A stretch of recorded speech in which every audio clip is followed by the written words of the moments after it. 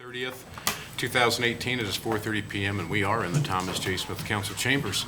This is a work session tonight, so we're going to try to roll downhill tonight.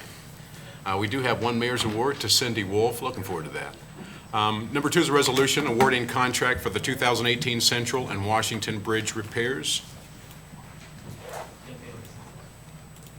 Nick, who's? Nick, were you coming up for the Central? Don't worry about us, Nick. We just, Sorry, Chief asked me a question. Throwing you under the bus. way to go, Chief. I guess I'm up here for a while too. Central Bridge, we received bids back last Tuesday. Brandt Construction Company was the low bid at $297,818. The budgeted amount for this project was $350,000. The engineering we had hired out with Stanley Consultants, who did Mount Pleasant Street Bridge as an add-on. The total engineering cost is at $52,000, so it brings our total budget up to $350,720. So we're $720 over budget. We're using TIF financing to pay for this. In the original layout of the plans, it had called for multiple year type implementation. Rather than doing that, we had talked about just doing it in 1 year to get a better cost. I think that the projected estimate on it was fairly accurate. I would recommend moving forward since we have known bids on this. I don't think the bids are going to go down any. There's more work at one time.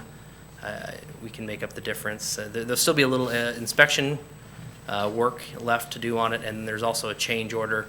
I don't know if you've noticed the the east arm, which is Washington Street, has a couple of, actually the second deck has got some issues now. We've patched it with asphalt for right now.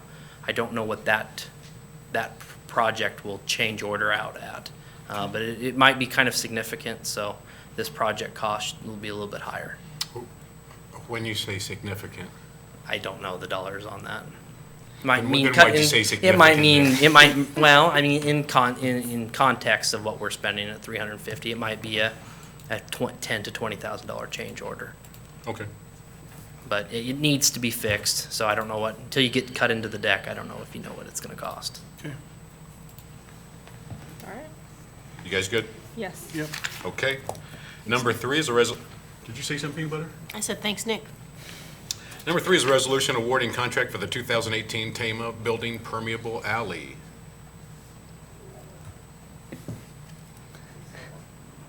Chuck, Nick, Chuck, Nick, Chuck and Larry? I think you sent the memo. Well, anyway, I know enough, I know we received bids about it. I think the memo said, and I would like you to get up and talk, because my personal recommendation on this is we went out and got bids. There hasn't been any movement on the south half of the alley. I would feel as though we kind of put ourselves at risk by awarding bid right now without knowing that south will be done by the year end. I know that Charlie has talked with the IDOLS folks that we can get an extension. My recommendation would be to wait and re-go out to bid after that south half has been completed, and then ask for that extension at that time. So upon that, I would not award bid. Chuck? I got up here and Nick said exactly what I was going to say. So staff is recommending not awarding bid at this point. We have a grant. Our match for the grant is the Tama developers doing their half of the alley.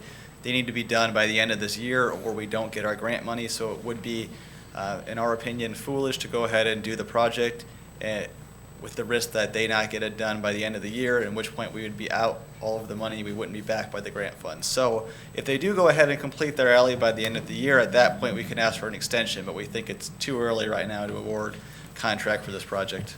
This is one that you've asked for a couple of extensions as it's gone along. Right. Our project partner here is the Tama developers, and they haven't moved at the same pace we've moved, so we've been asking for extensions to try and let them keep up with us. They haven't performed yet to what we would like. So at this point, if they don't get their project done by the end of the year, we're just going to walk away and not be able to do this project. Not an ideal situation, but we don't want to put ourselves out our $75,000 of basically be local money with no grant funds. What is the likelihood that they'll make that deadline? They say 100%. that We have our, they've said that before about other deadlines, so, okay. yeah, it's hard to say. I think it's the responsible thing to do. I'm glad to hear Yep. that. And I'm all in on what staff is recommending. You guys good to go? Yep. That would take the resolution is on to award bids. So that if you were to follow through on the recommendation, it would be to Vote it down. vote it down. Voted no. I would Okay. vote no. All right, then. Brings us to number 4, resolution awarding contract for the 2018 Front Street Hawkeye Arch Sewer Repair. Mr. McGregor. Unfortunately, I don't have any numbers or the estimate for this project. As you know, that this is an emergency type project. There's already been some work that has gone on to at least secure the Burlington Short Line Railway to operate for a few days. And then there's been continued work on the the east side of the tracks to shore up when they do excavate to make the permanent fix. To keep the soils and the dirt from falling in on top of them, they've done some shoring up. That's all been part of the emergency. Since we have the opportunity to award bid through council rather than through the emergency method, I felt it was best to have this come through council. We will not have any numbers until Monday. We're doing a bid opening then amongst some selected contractors. I will have a estimated dollar figure to you in the packet that we'll be able to talk about. But up until to this date, there's been quite a bit of work done that's been done already underneath the emergency awarding situation. So it's been time and materials. I don't know what the dollar figure is at to date, but it's pushing over 100,000 is my guess. By the time this is all said and done, we will have spent a pretty good chunk of money on this project to make sure that it's. Did you do sheet pilings over the weekend? Yes, it was done Friday and Saturday. There was some sheet piling done on the east side of the tracks where the first hole had been exposed on the west side of the tracks. The sheet pile had been put in, and then they put flowable and rock back in today, so they can move the temporary tracks east of where the current tracks are right now, and then they can expose that full section. So, I mean, you're even working with, who's the engineer on this project? We're using Klingner, Brian Bross specifically. on You're this even project. working with him last week, trying to come up with some design work for this bid that's to be, we're supposed to have the bids back next Monday. But you're trying to come up with a very quick fix on an issue. I mean, this is something where you get another heavy rain event and filling that tunnel up when it's in a weakened condition. There's just concerns that the longer that it waits, the more potential you have for additional potential cave-ins. And with the sheet piling, part of what they're trying to get to is getting a structure in place and this final design in place that helps to provide a little bit more strength right in that area where that crossing is as well. There's a lot of factors that are at play here. You know, this is the storm sewer for the Hawkeye system, and so there's actually river water currently in the tunnels that's coming back. And so when the hole was exposed, you could see when a barge had come by because it would suck out the water, and then you could see it come back in. So at 14 foot, it was about a couple of inches from the top of the box. So now it's down to 12 foot, should be down to 11 sometime next week. So you should be able to see a little bit more once we get stuff exposed. But there'll still be quite a bit of water to work in there. We don't exactly know the height of where the straight part of the box is when it turns into the arch. But ultimately what's going to happen is they're going to take off the crown of the old arch system and reinforce it with a new system, with bars and concrete. And this is the southern arch? The southern chamber, correct. So you have two chambers there, and the concern is making sure that we do a fix that doesn't, now during this whole process, do you end up with something potentially happening to the other chamber as well? So, I mean, this is one that there's a lot of risk involved with, and that's been something that's been a concern as Klingner's worked with several potential contractors on this to make sure that And we're. unfortunately, a lot of the risk does fall onto us because we're the owner of the property. Mhm.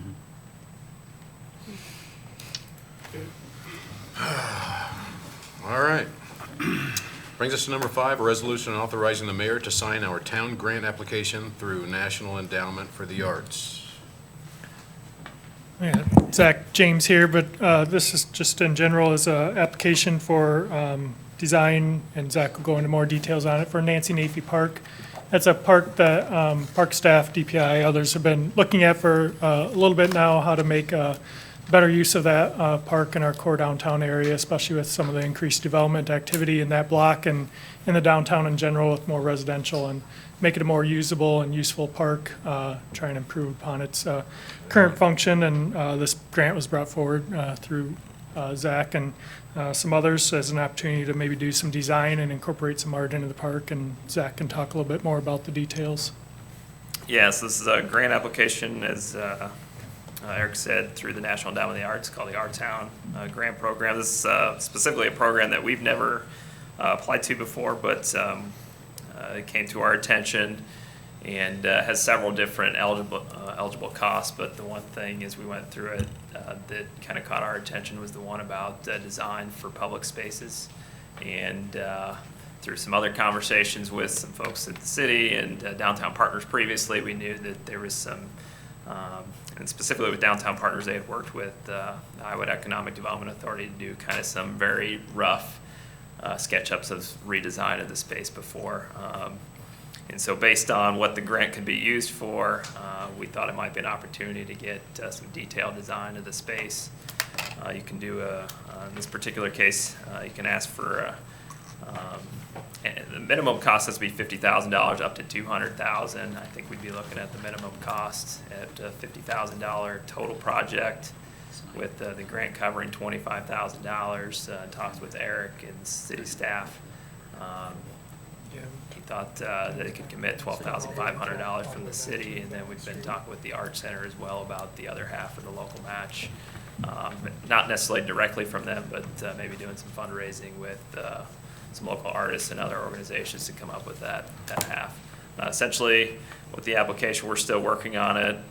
Again, would be for detailed design of redesign, I guess I'll say, of Nancy Nafee Park as more of kind of a plaza public space, kind of in the front, maybe some other things in the back, but also this is a grant through the National Endowment of the Arts, so it has to include definitely some art components. So looking at how you incorporate art into that space, whether it's like performing arts and maybe having some type of stage, mural on the side of the building there, with some type of fencing, or blocking of the shading from the bridge with some kind of artistic feature, things like that. So that would all be part of the grant, is doing a detailed design and how to incorporate those things and basically getting it to a point where it could go out for bid.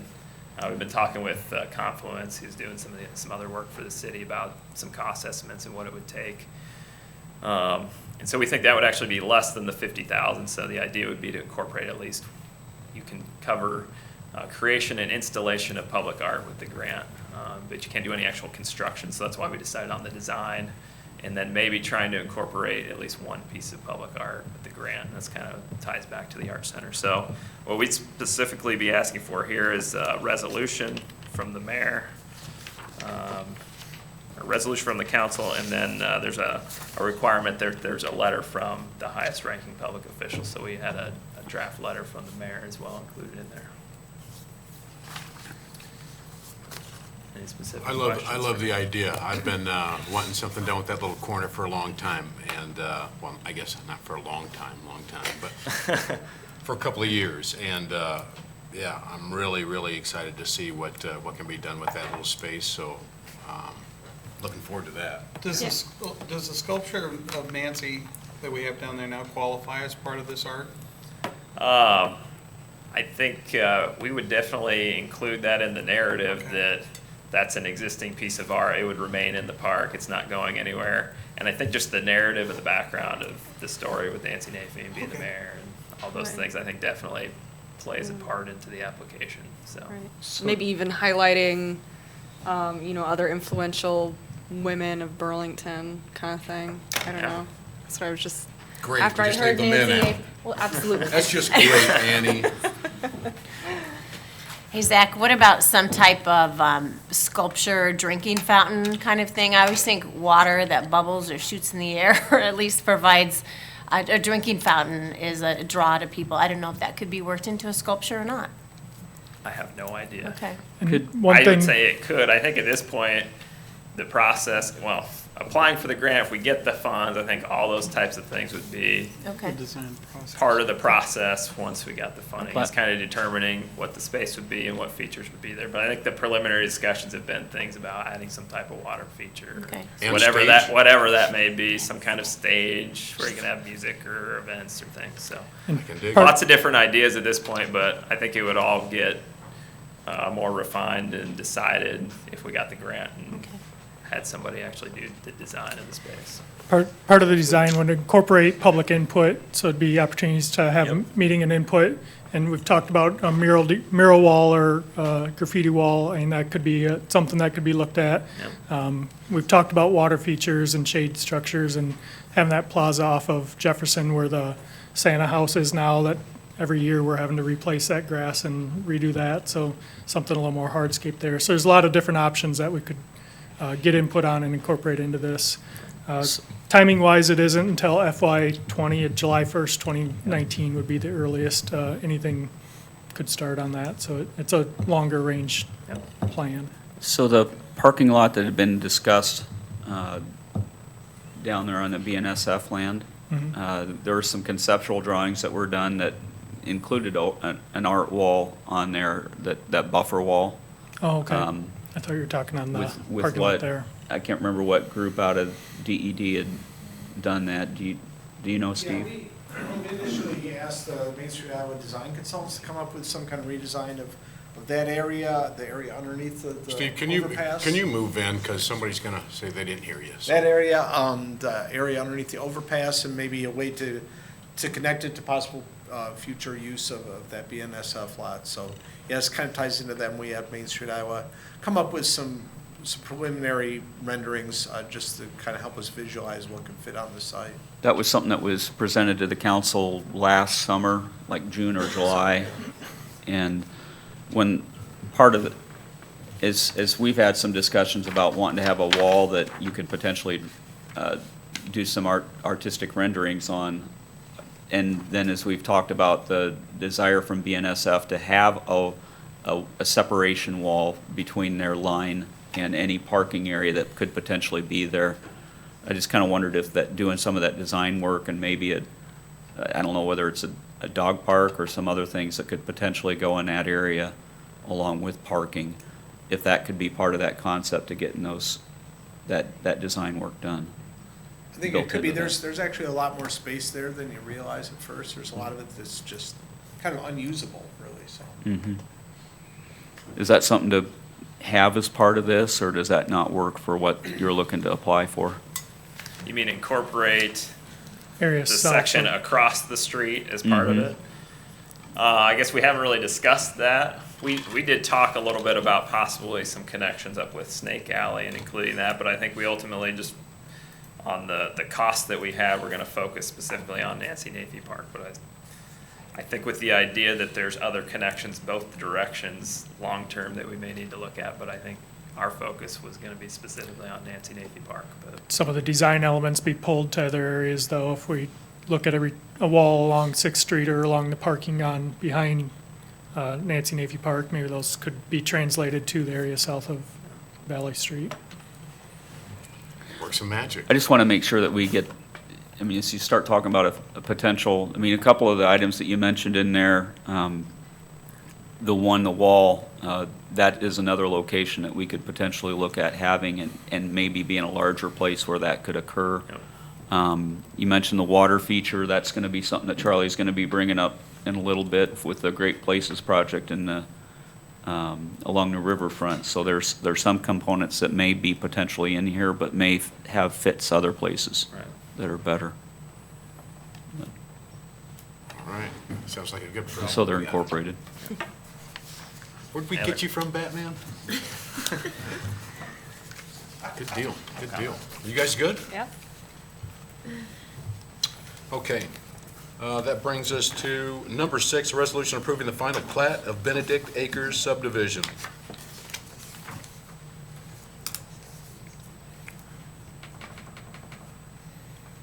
This is a two-lot subdivision. This is just a location map up off of Golf Course Road.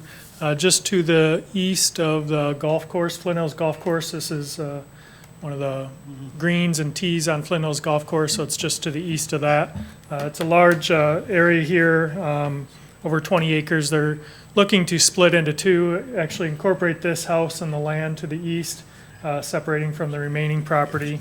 So currently there's 2 lots, but they're just readjusting the line so that this house here has the land to the east, and then the remaining is one large lot. So this kind of shows a little bit better, just a minor subdivision, 2-lot subdivision, with lot 2 being a little over 8 acres and lot 1 being over 18 acres, but no public infrastructure involved in this. But it is in the 2-mile growth area in the county, so. Council? Good. No questions. Number 7, resolution establishing solid waste fees.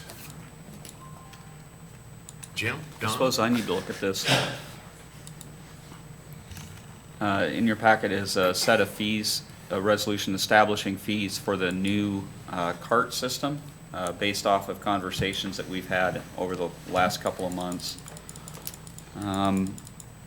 So the 3 basic tiered carts, the 30 gallon at $14.25, the 60 gallon at $17.50, the 95 gallon at $20.75. Our current price structure for the existing system is $14.25 a month, so that has that 35 gallon base cart fee being the exact same amount. Below it has the trash tags, selling those to local merchants at $3.90 a piece would allow them to be then sold, or they could sell them for $4. That'd be the same cost differential as what currently is there. We sell them for $1.95 a piece currently for a $2 tag. And then options in there for the additional carts, if people are looking to do a second 65 gallon cart or a second 95 gallon cart, $8 and $12 respectively for those. Those would go into place for bills after November 1. We're looking for carts to be delivered about the first week of October. So that would have make sure that we're not billing people until they're in a position where they've gotten to where they have the new carts in place. Tags is something that as we move forward, we have a significant amount of tags on hand. As Don was talking about it, the supplies for tags that we'd ordered was probably enough to get through next July 1. My recommendation would be that, and just talking with Stephanie, is whatever tags we have on hand. When we move to the new system, it's going to be the $4 for a new tag. Well, we're going to need a different tag, probably a different color with a different statement on it, so it's clearly different from what our existing tags are. For customers who happen to have still the $2 tags, allow them to use, as we transition between systems, if they have those on hand, use two $2 tags in place of a $4 tag to get out of them.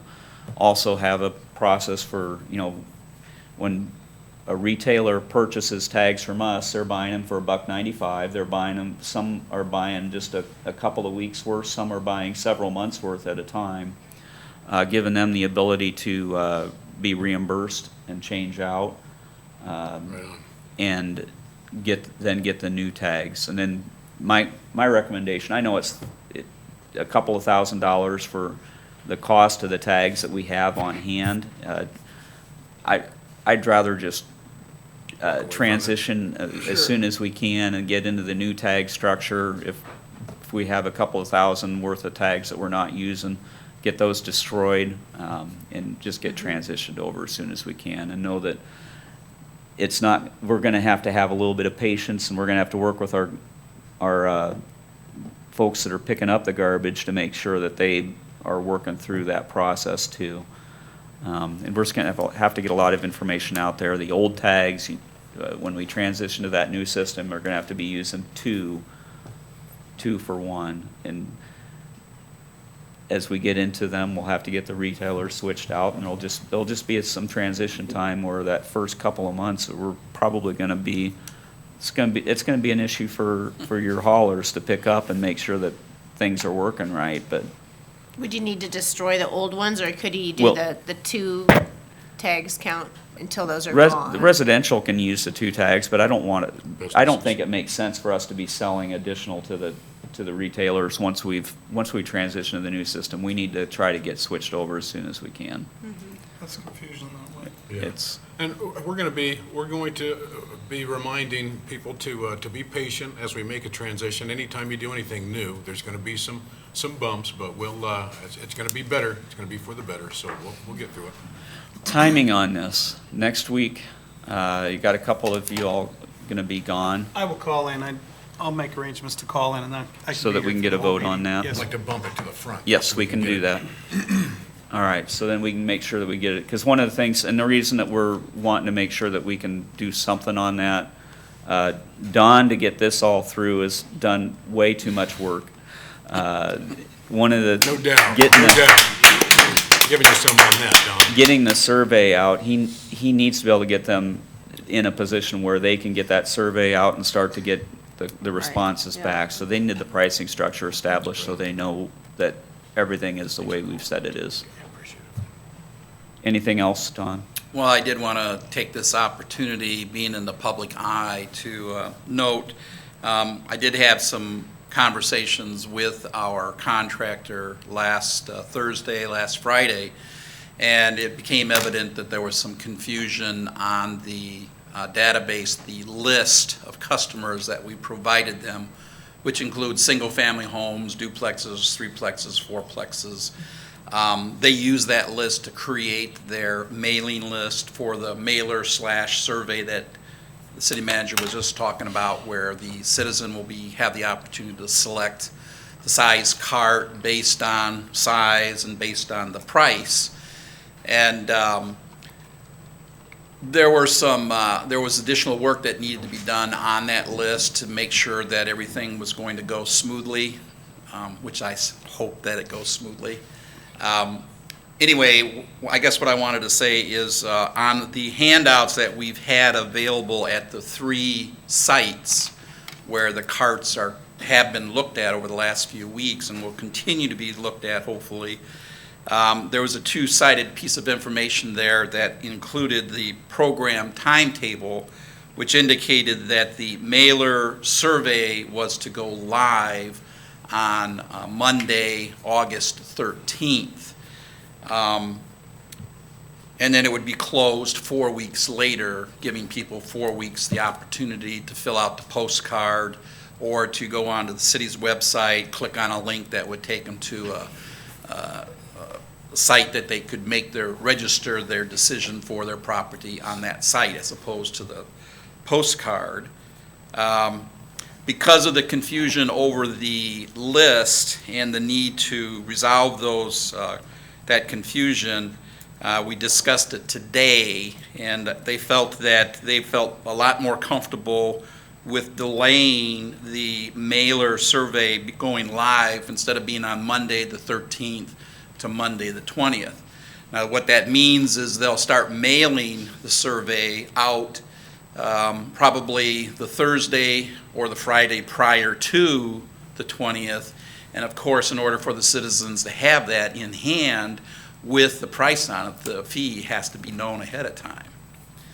Otherwise, that would have to push it back even further, which is pushing us into the late fall, into weather issues as well as to the LEAF program. So the mailer, even though this information's been out there for a couple of weeks, the mailer survey will not go live until Monday, the 20th. The mailings we made the previous week, midweek, so it's in people's hands by the 20th. The website link will be active also on the 20th. Instead of having 4 weeks to register their decision, I feel that the 3 weeks timetable is adequate. That'll keep the cart delivery on schedule for the last week of September, the first week of October. We anticipate all carts will be in the hands of the people by Saturday, October 6th. So we'll get a couple of weeks of cart collection before we get into the LEAF program. Don, how do the people register their cart size that pay online? Well, I haven't seen the website, the Okay. link, but there will be on the mailer that each individual receives. And well, what I should say is the mailer is going to the address that receives the water bill. It doesn't mean it's going to be stuffed in a water bill. It means it's going to whatever the address is that receives the water bill. So if you're a landlord and you own a piece of property at the south end of town, but you receive the water bill for that property, you will be the one that will receive the mailer since you're paying the bill directly, and the tenant will not see that postcard. But on that postcard, it will have a specific ID number associated with every dwelling unit within that rental unit. So if it's a threeplex, the landlord will receive 3 postcards, each one with a specific ID number associated with a dwelling unit. And they'll have to fill out each of the postcards and return them through the mail, or they can go to the linked website and they can enter that specific ID number associated with that dwelling unit, and then they would make their register whether they wanted a 35, a 65, or a 95. Okay. So tenants need to get a hold of their landlord and express their If the desire. tenant does not receive the water bill and they have a desire for a particular size cart, they need to contact their landlord and express that. Great. And for people And that, if you don't return it, get yeah, a 65 delivered, yeah. which so- is what I like to see. Yeah. Go big, Burlington. Go big. But remember, you want to get your voice heard, so make sure you return that postcard. Otherwise, you get the 65-gallon. It's $35 to switch out, so make sure your voice is heard. That is one of the things that I did not read off of the resolution. It establishes that $35 fee. Something that's come up, that's been a question asked of, I think, the nuisance department, and then coming through Don, what happens with stolen carts? Different communities handle that differently, and it's not in this resolution, and we'll probably, through a combination of changes to the ordinance, and if we need to do another resolution to establish a fee, we'll do that. The process that I saw that made the most sense, I think, was Fort Madison's. They do the first cart that's stolen from or lost or whatever, they replace without a charge. The city does. After that, there is a charge that goes to whoever's getting that bill. So whether What's it's the Quad Cities doing, Jim? they, I don't think they ever do a charge, but I think that there should be a charge after the first one. And you don't bring up the Quad Cities. Any idea what that replacement fee would be? If our carts are $40 to $50, but we're buying them in bulk. We bought, yeah. And so I think we need to find out what the cost is gonna be over time, and I don't wanna have it to where we're making money off of it, but it should be at least as much as what the cost is to buy a replacement one, and probably with a little bit of wiggle room on top. Yeah, we don't want to go on. So my guess would be probably in that $55 range is a guess, but that's something that we'll be dealing with as time goes on. Now, my thought is that I don't know how the language would work, but for, say, a rental property, as long as you have one owner of that property, the first, and it's, the bill is going to the owner, and this is my kind of example. The first time that one turns up missing, it's free. The second time and ongoing, it is going to be a charge for a replacement cart until you have a change of ownership or a change of who the bill is going to. But we need to get language that the attorney buys off on that the rest of us can actually understand and implement and communicate to the public on that. That's just something that we're going to have to deal with as we move forward. For sure. Man. Sounds It's good. been So there not being a grace period for exchanging a cart for a different size people need to get out to the sites and look at the cans, move them around, and get a feel for them, because we do not have a free or grace exchange period. Right. It'll cost them money if they want to make a change. Right. That's why, again, I encourage people, if you make trash and you still have people in the house like Annette, go big, go big. That you're gonna save money in the long run, and I'll tell you what, you won't have to hold on to stuff, you know, waiting for spring cleanup, that sort of thing. You can just get rid of it, go big. As long as it meets the. Right, as long as you're allowed to dispose of It it. doesn't mushroom out the top. That's You know, right, No no snow snow coning. cones. It's not reinventing the wheel. I mean, every community around us has this cart program. I can't believe we're last. Burlington's normally pretty cutting edge. We're not last, we're like third to last, so anyways, you guys good? Yes. Yes. So I can feel comfortable about the rates that we've discussed to this point, the 35, 65, and the 95. Yes. Yes, sir. Yes. Yes, Plan on sir. voting yes. Thanks, Don. All right. Yeah, thank you, Don. Brings us to number 8, resolution approving contract with Southeast Iowa Regional Planning Commission for CDBG and SRF loan administration. Mr. McGregor. This resolution would approve a contract with Southeast Iowa Regional Planning to do the administration for both CDGB and SRF. As a part of these two funding mechanisms, of which you just accepted the $600,000 in CDGB funds last council meeting, is to fund for the locust separation project. There are requirements with these funding mechanisms. There's wage reports. Actually, Mr. Norris right over here could probably tell you all the details of what those reporting things are. But in there, you'll see two different contracts, one for CDGB, which is $30,000 to do the administration on, and then there's an SRF loan application for $5,000. In order to meet compliance and get these things filled out properly for the funding sources that we're going to use, I recommend using or approving. And there is a reason why the cost is different for the two. There's a lot more reporting requirements to go with CDBG than what goes with SRF. But they both have wage requirements. But they both have what? Wage requirements.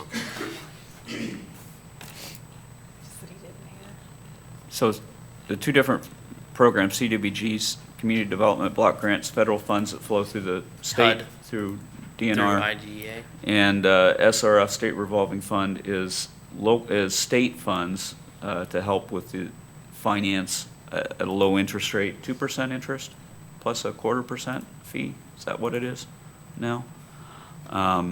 For loans. This is a project that we're looking at about a 5.3 mil. $5.3 million. I think that the loan that we're going to have to go through some process on the SRF yet, establishing an overall threshold cap of the price. I think it's going to be $6.5 million, somewhere in that neighborhood. I thought it was 725. 725. Thank you. That includes all the engineering fees, and it actually has since we don't know what our final bids are going to be, we wanted to make sure that there was a cushion in it. And a tentative repayment schedule that goes with it. I think that what Travis was going to be presenting with, when we get to that, will be a 20-year repayment, pretty level payments. Are they level, or is it a little high at the beginning, or I mean, where does it? I can't remember, is that one that it's they do level premiums or payments, or do they do level principal with the interest on top? Do you remember? I thought they were level payments, but. I think it's level payments. 'Cause I know I looked at what he had sent for a tentative schedule, and I think it was level, but. That sounds right. I'd have to look into it. Okay. You guys good? Good. It's a lot of money, though. That is a lot of money. Okay. The $7.25 billion threshold? Wow. Well, it should be less than that.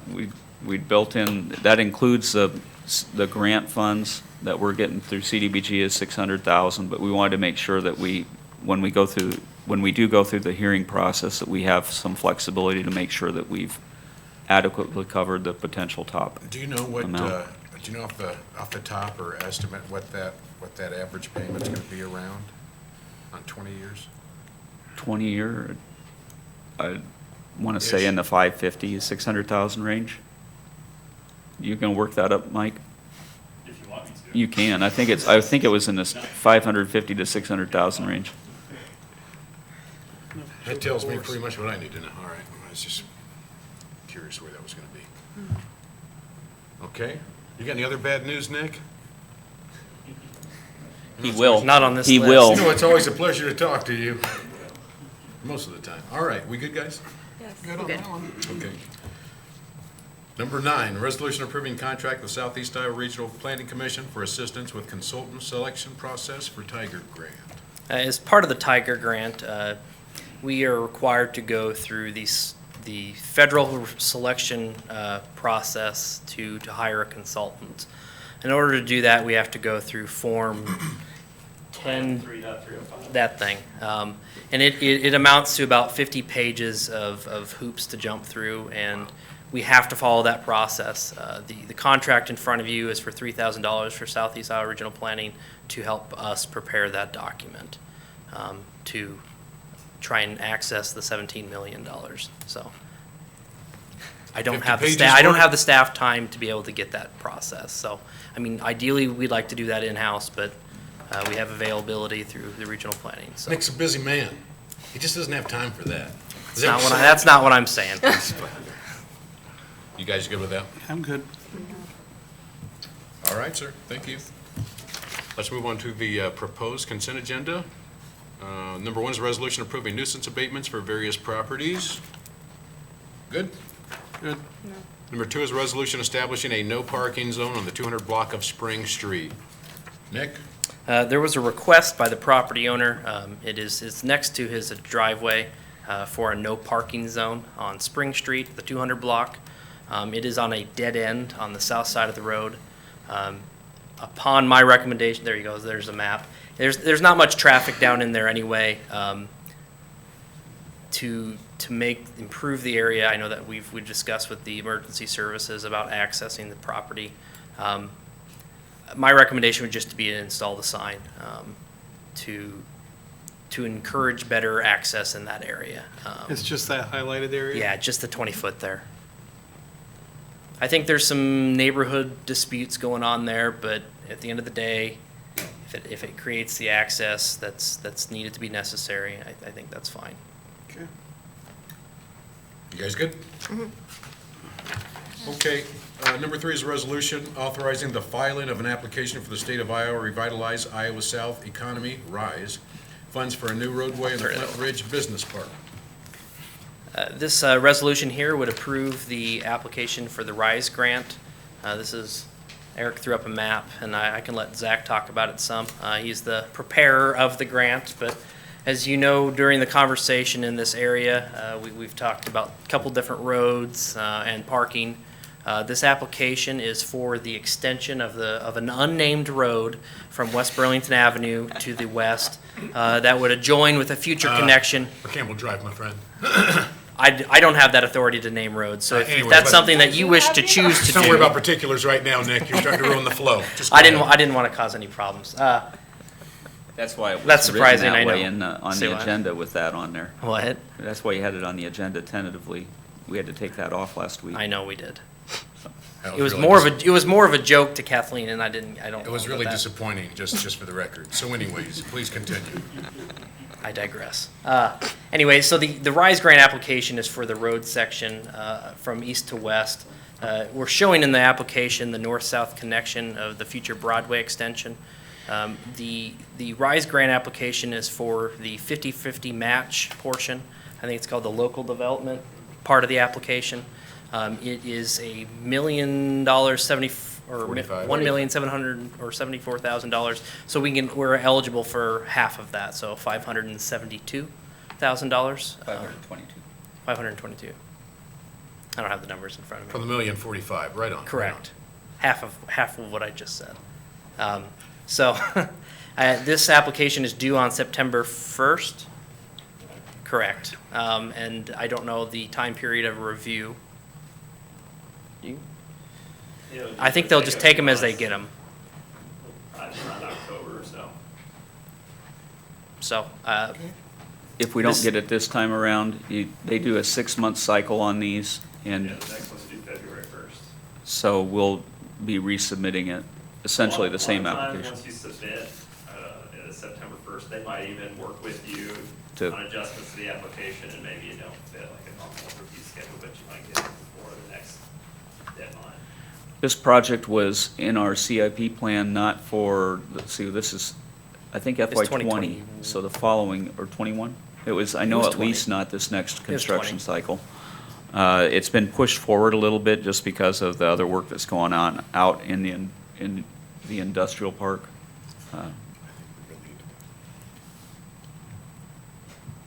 Were you going No, to I say? was waiting for Jimbo to. Just finish it. I just think it's important that we stick with the CIP and that we get McCampbell Drive done. Any other questions, council? I question the name, but yes, no, other than that, no problem. We did ask for some input from the chamber in regards to what, with it being out in the industrial park, if they had any recommendations for names. We haven't had anything come back, but I don't know if they'll have any input, but they might. Just for, I don't know if they will have that for consistency with other names out there or No, I anything think else. McCampbell works. I think everybody's pretty much satisfied with that, so we don't need to discuss it anymore. Do you guys have any other questions? I'm getting upset here. I'm getting upset here. Sorry when they name it that. You're out of order, Annie. You're out of order. Are we good? I'm good on it. We're good.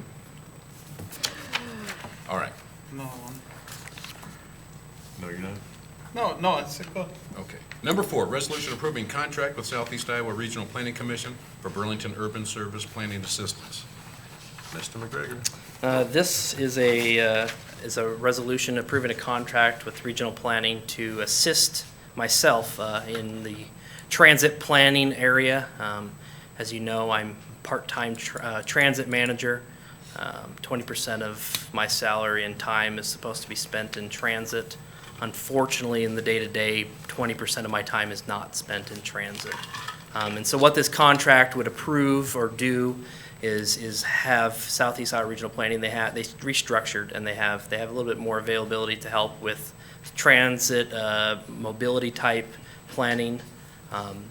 They would do some survey work, some route analysis, some of the analytical work that I'm not able to perform on a regular basis just because I'm trying to keep the wheels going. So I would greatly appreciate some assistance in the transit arena. I think we've suffered some in transit just because we're not able to take a look at our system and understand the ways it's working and not working, and adapt that to make it, one, more efficient and maybe more effective in getting the people where they need to go. Maybe some additional routes, maybe lessening routes, extending hours, reducing hours, things like that. So my recommendation would be to approve it to help me with some assistance. Is this into perpetuity? Is this for? This just is for- 1-year contract, but I would greatly appreciate more than 1 year, but for right now, it's just a 1-year contract. For some context with this too, 2012, when we started going through the process of revamping everything and trying to figure out how we're right-sizing and getting to where we could have a balanced budget, one of the things that came up, actually, I guess in the 2013 budget development process was the position that was half-time transit manager, half-time Right-of-way manager. right-of-way something manager. like that. When that went through, when he left, that was one of the recommendations for not refilling that in order to try to get to a balanced budget. So this has really been an area that's been difficult ever since then. The transit department would certainly recognize that their a lot has gone down from what used to be done by that person, not necessarily up to Nick, but down to the day-to-day staff, and everybody's had to sort of fill in, and they've done a great job at it, but this is something that certainly has fallen between the cracks and not getting done as well as it could. There's just not enough time. I've got no beef. Council? No, I learned when I attended the Citizens Academy that this was a shortage, that this has been a need for a long time. Okay. All right. Let's move on to number, I did want to say the RISE application, do you charge us for that? That's part, and why is that? You want to say how that fits in with your services, just to give it, so the council understands where that fits in? Evening. Mike Norris. I'm the Executive Director of Southeast Iowa Regional Planning. The reason that we don't charge for the grant applications is because the annual member dues that our member cities and counties pay to us go towards matching grants that pay for us to do this type of work. So RISE applications, the CDBG project we just talked about, the Great The original Places, Nancy Nafee Park, all covered under member dues. So it honestly makes us very happy to work on grants. It's a sign of progress, I think, for the region, that our members want to seek out grants, and it's also money that's competitive. So if we're not applying for it from Southeast Iowa, from Burlington, someone else is. So we want to be your grant writer and write a lot of grants, and we appreciate your membership. We like how you guys write. We appreciate your grant writing. All right. Thanks, Jim. Okay, number 5 is a resolution rescinding the sale of property locally known as 1003 Chalfont Street, City of Burlington, Iowa, with conditions. Mr. Tisland? This, we had a conversation with the awarded or winning bidder, I guess the day after the purchase at the recent council meeting. Had some concerns about ability to move forward with the project. There's an individual that hadn't actually been in the property and wasn't fully aware of all the requirements to rehab the property. Didn't have the, I think, financial means to move forward with that. So we wanted to make sure we weren't stringing out the process or making them suffer through that process as well. So did return the purchase price and did receive a letter from them stating they wanted to rescind or terminate their purchase. So this process would be rescinding the sale of the property, making it official. There is a attachment to that with the, they had signed a letter stating they had that desire as well. We have had 3 others still have interest in it and would like to purchase the property. So do have this as a set date for hearing, again, for August 20th. In the 50-plus that we've sold, this is, I think, the first one that kind of has come to this where they weren't fully aware and thought they could just buy a property and move in and work on it as they money became available. But that's not the process for these homes. They're in a condition that they need to be rehabbed before they can actually move in. So we want to make that, especially from staff level, especially clear before people are bidding on them, that they cannot move in until they are rehabbed. And most of them take anywhere from $10,000 to $30,000 to rehab these homes, so they are in need of that work. So, I know this doesn't happen very often. We don't clip their wings a little bit when they rescind on a property? This is one that we knew that night that it wasn't in a position to do it. So we called them back in the next day, and because it was Well evident done. they didn't understand what was going to be required before they moved in. And as we talked with them about what was required, and they realized it, Make sure I do a better job they knew they before- had to back out. Yeah, I'll make sure I do a better job with, before we do. This with the individual is properties, everybody. currently renting and living in a lower income housing, Sure. subsidized housing as well, and just wasn't fully aware to understand the process. We have had some that have bid on it that are fully aware and might not follow through, but this individual just wasn't fully aware of the process and what was all required, and we didn't want to take advantage of that, so. Yeah, it's gonna make somebody a lovely home, so we'll just auction her off again. 1003 Chalfont Street. Those that are watching, if you're interested, make sure you drive by and check it out, get all the information that you need. It's gonna be a phenomenal home for somebody, so. You guys good? Yes. Number 6 is a resolution approving membership in the Houston Galveston Area Council Cooperative Purchasing Program. Chief?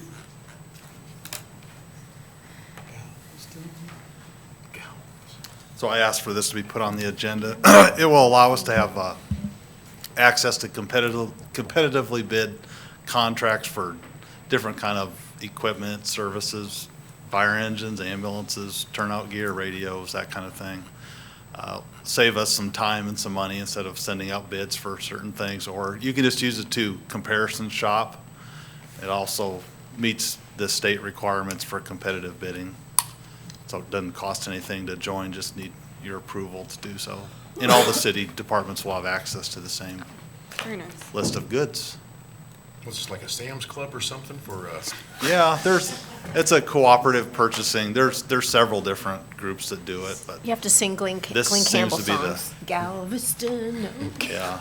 We're a member of a couple of different ones already. So, Yeah. as an example, the carts that we are ordering are being done through do you know which one? U.S. Yeah. Communities Alliance. Is it Alliance or just U.S. Communities? But it's a same type of a forum where they've gone out and done a competitive bid process already on products that then people who, or entities such as us that join the U.S. Communities Alliance now then are able to take advantage of having had those bids done. This will just create a different network of. Okay. Good. You have me at no cost. It's cheap and easy. All right. Number 7, we have set dates for public hearings for August 20th. First is consideration of a sale of property locally known as 311 South 9th Street, City of Burlington, Iowa, with conditions. Mr. Tislin, anything on that? No, just Okay. house. I'm going to roll through them. Just stop me if you need to. Feel free. B is consideration of a sale of property locally known as 1906 Melvin Avenue, City of Burlington, Iowa, with conditions. Oh, that's going to be nice. C is a consideration of sale of property locally known as 1003 Chalfont Street, City of Burlington, Iowa, with conditions, so come on back down for that. D is consideration of an ordinance amending ordinance number 3129, being an ordinance creating the DeWald Plaza PUD planned unit development by making changes to Section 3B Land Use Design Criteria and Section 5 50-foot buffer park. Number E is consideration of a facility use agreement with Southeast Soccer Academy, CISA, for use of the fields at the Burlington Regional Recplex. We did want to point out this. Yeah, we did get language back from attorneys on this, just based on the initial request from CISA, and wanted that in the packet so you could initially review that. I know we had a discussion and then some, sent the memo out on just what some others are being charged as well, but the agreement does leave blank the number of years. I know there's some discussion, their desires for 10 years. There was some concern about the length of that, whether it be 5 years more appropriate with another renewal.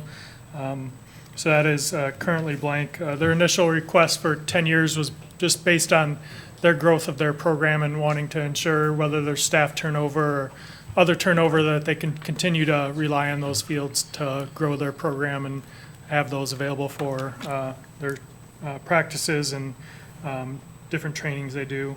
In the agreement under item 4, and this is in the packet again, they talked about a $20,000 contribution fee over the 10-year period. This kind of breaks that down and has language on how that would actually work. For each year the agreement is in effect, CISA will incur a contribution fee of $2,000. So that builds every year, and as they make contributions that are mutually agreed by the city and the Recplex, that would be deducted from that total. So one thing on our end, we don't want them to go out and just purchase something and say this is our contribution. That's not beneficial to the Recplex as a whole. They've installed some lighting, some irrigation, bought some soccer goals. Some of it, they've gotten soccer goals that we weren't aware of until they were brought out to the complex. We just want to make sure we're having those conversations ahead of time.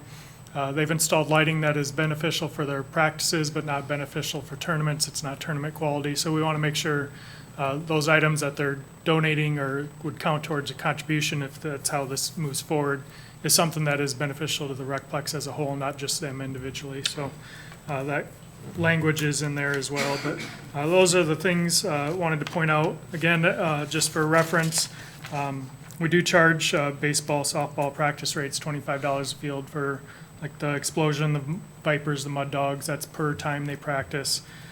SEC now practices and has games out at the Recplex as well, and they're $6,000 to $6,500 annually to use that. They are on the interior fields that are more highly maintained, so that rate reflects that they are using our fields that are a more highly maintained area versus these that are not in our fenced area. They are improving in quality, but they're not the quality of the interior field. So I did send that for reference. They'll be over a 10-year period, they'd be charged $60,000 to $65,000 for use of those interior fields, just to compare what others are charged. The council had, I mean, the request came forward with the 10-year agreement. There was some within the council that would like to see the 5 years, but I don't think that was a desire necessarily from the council as a whole, but that was something that was left in question from the council. As you dealt with the attorney on this, he had concerns about doing a 10-year agreement. Now, I mean, I think he's just concerned about locking up something for that long a period of time. I thought we did have enough to warrant looking at the 5-year, because I know that I was open for that. 10 years is a long time. That's 5. We weren't sure where you were. So that's why you see this with it blank, and I don't think there was a consensus to push it down to 5 I think SASO left here thinking that that their 10-year request was still intact. I think would that be I thought Yeah, I we think true. there's I feel some like that was discussions about an fair. automatic renewal after 5, which essentially would be a 10, or whether, there was just a couple different thoughts there, so we didn't want to put something in that council wasn't comfortable That's what I with. recall, was the 5 with the 5-year option after, where we. That's what I- mutual consent? That's what I Mutual thought. consent, if we had a issue, then we would stop. Does that seem fair to make that the language? So if you need to adopt or amend it a little bit, Eric, to, The question 5. then would be how that 20,000 plays. Is that a 10-year, or is that a 5-year? Do they have to meet that at 5, or is it 20,000 each 5-year? Or, in comparison to SEC, it is substantially less. They do bring in tournaments as well, so there's a bunch of different factors there to consider. Just so that's But why this that's is underlined. solely on the practice fields, though, Right. sorry, right? Solely on the practice field, so they bring a tournament in, they're paying for that? their tournaments are done separately from that, yes. Yeah. Okay, so this is just the practice field? And part of what Eric has looked at for what your costs to operate this field are about how much, Eric, annually? I think it was, I'd have to look at that again. I think it was around 2,500 annually.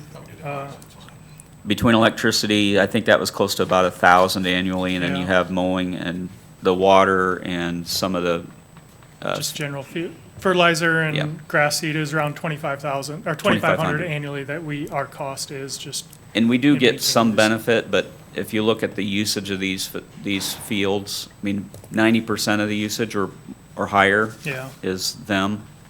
So, I mean, we should be trying to at least cover our costs for the maintenance and upkeep of what their, essentially is their usage of it. And And if you were to look at, SEC's cost is practice as well, but they're practicing internal to the field. So, And they have a couple my- meets as Yeah, well. but my only point on that was, that I do remember, is that we do have to cut the grass. I mean, that's an automatic. We're gonna have to cut the grass regardless of whether they're practicing there or not. But I do want to back to that 5-year. I do believe that so do you cut to 10. that they have to do $10,000 worth of improvements, or do you leave it at that 20? No, I'd be. That's kind of, that's something That's what your that, question, yeah, that's what the question is. The improvements they've made so far were somewhat capital to get it up and running, so it's gonna be more of a maintenance right now at this point, right? Unless they decided to do, Well, I think they had plans to do more. they talked about buying additional equipment out there. Yeah, About they did talk about $20,000 additional, worth. so. Which I would still like to see the language where, again, that they just don't go out and buy new balls and throw that at us, make sure that we're good on that. But are you guys at that It's- 5-year 20 or 5-year, or 10-year 20 or 5-year 10? Are you guys? It would be the 5-year with just a quick, whatever we had just. The tough part is we're not running this with them here present. right. And it's just something that Eric can work with them over the course of the next week or two to find out where they fit with things. But, I mean, what they had come and presented was they were looking to do about $20,000 worth of a capital of equipment And 10 expenditures out there.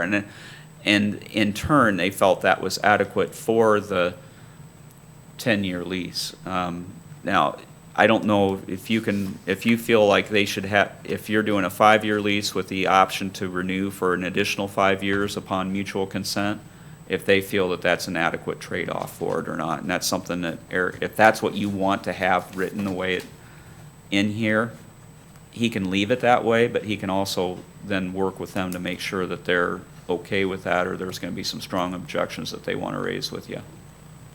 Yeah, I think the majority of the council was at the 5 and 5. Let 'em And work- still leave let 'em that work with it. We'll see what- $20,000 of improvements that they've kinda committed to Yeah. get that 5 and 5. Yeah. Are maintenance costs going to improve greatly, Eric, over the years? I mean, But that's had kind of a- the unforeseen. If these become fields that are maintained at a higher level, our costs would go up. If there's a dry year or we have That's what I wondered. additional, we're watering these fields now that we weren't when we started, and Work it out, man. Work it out.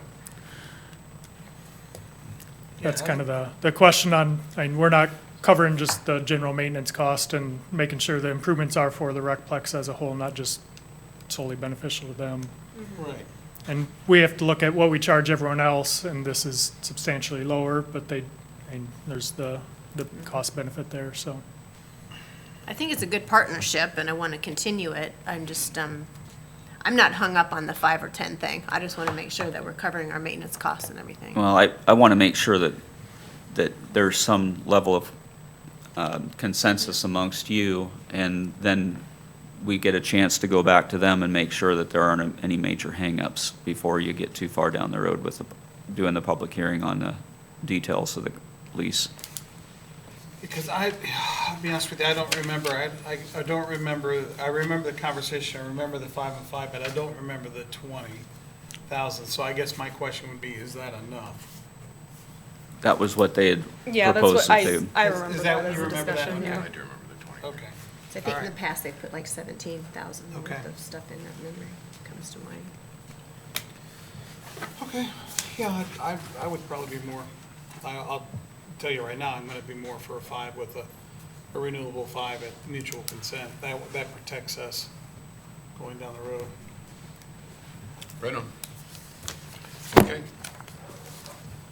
Brings us to F, consideration of an ordinance amending various sections of Chapter 97, industrial pretreatment requirements of the City of Burlington Municipal Code.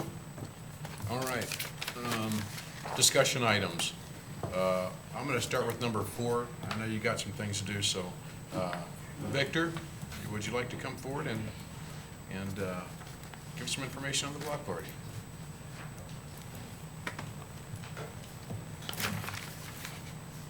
Good evening.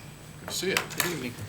Yeah, I'd like to get this promoted more, and I'd like to thank everybody who's aboard of this.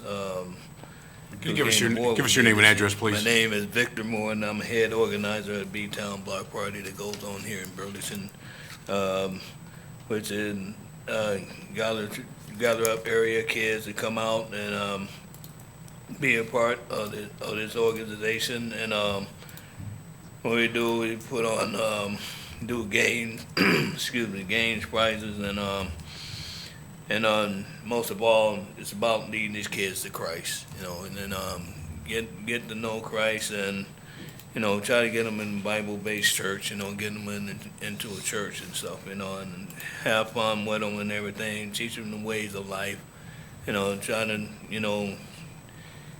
get them going on the right track, So, and I want to go ahead. Does it have anything to do with throwing ice water on the mayor? Because that's what happened last week, and I don't remember reading anything about that on your little It's all part of fun and games, so. I had to Good, but, but I want to get this promoted more, and what it is right now is going real good, and I want to try to get it more promoted next year, going good next year, and get more people aboard on this, more area churches aboard on this next year.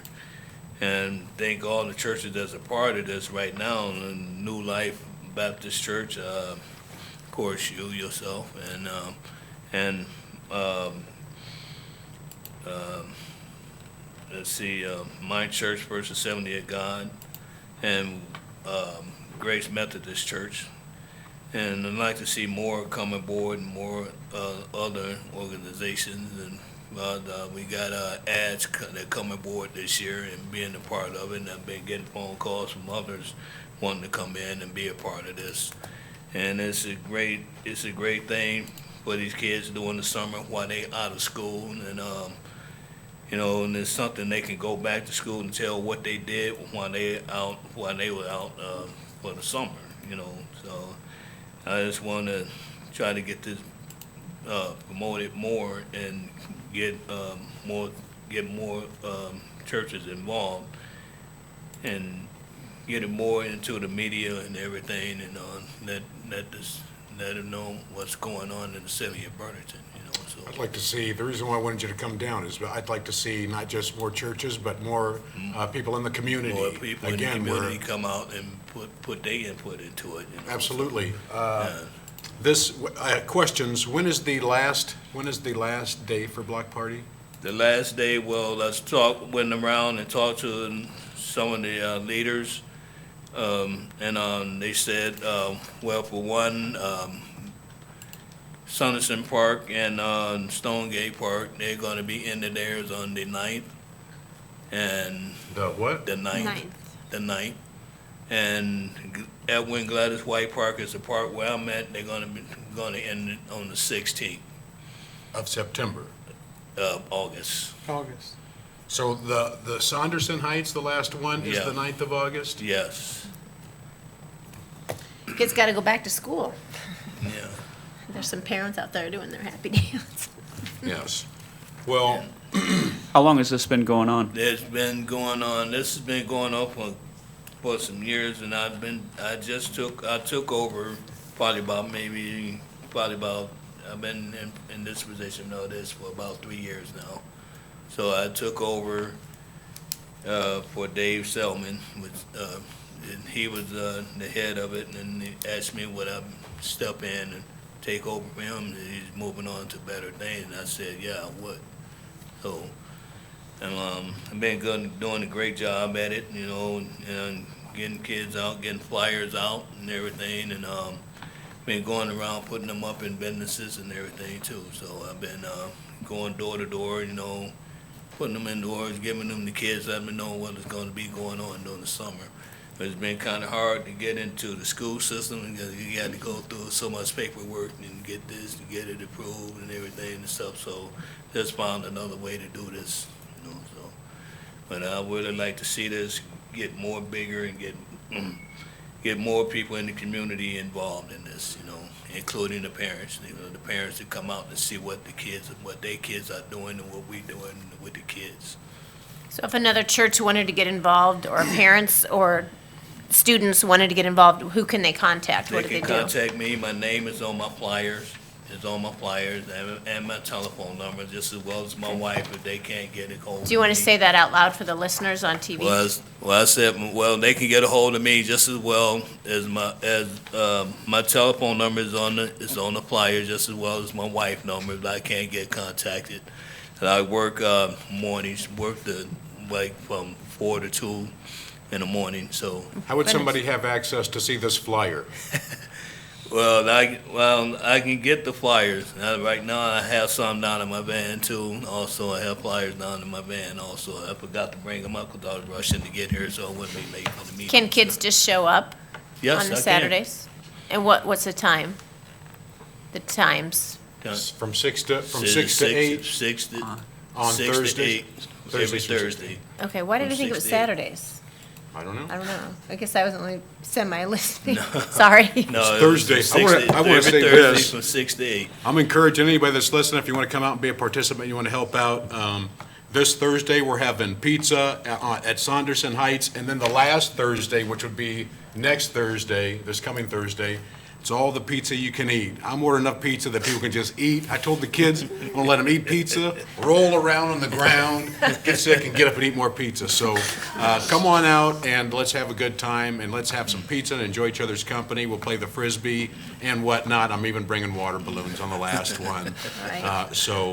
The 3 locations are... There's 3 locations, Stonegate Park, which used to be Greenway, Stone Garden, let me see, Stone Gardens, Edwin Gladys White Park on Engler, and Sanderson Park. On Valley Street, On or Valley Valley and Street, Marshall, so- so. So, yeah, so it's, like I said, and I'm gonna get the community involved, lead these kids down the right road, you know, and be disciples to these kids as well as Jesus was a disciple to his people, you know, so. I would just Sounds like to like a fun remind time. people, the kids that you spend So- time with today and invest in, Then it's like, you know- you're investing in your own well-being, you're investing in your own community, investing in your own life. So, I know, people say, well, I don't have kids or whatever, but what affects one around you, it does affect you, so Yeah. you can make a difference there. I want to thank you for coming down. You got anything else you want to add before? Well, I'd like to see the city come out and see what was going on, see how things are going on in the community and how we run things, how we do things out here, and be well active with the kids. All right. Just like to invite the chief of police to Saunderson Park. I've been Last- reaching out to the department. I got a slice of pizza waiting for you if you show up. So I've been reaching out to the police department also, and been reaching out to the fire department just as well to come out and showing them the fire house and everything like that too. So I been wanting them to come out and everything and check and give them kids a good tour and everything. So, Very well, very well. Deal. Victor, thank you for coming down, and thank you for all that you do in our community. It is greatly okay, appreciated. thank you so for much. having me. All right. Thank you. Thank you. Thank you. Okay. Can we get a treasurer's report? Number 1. Annette, come on down. Annette, class of '87, she's a Greyhound. She's a good girl.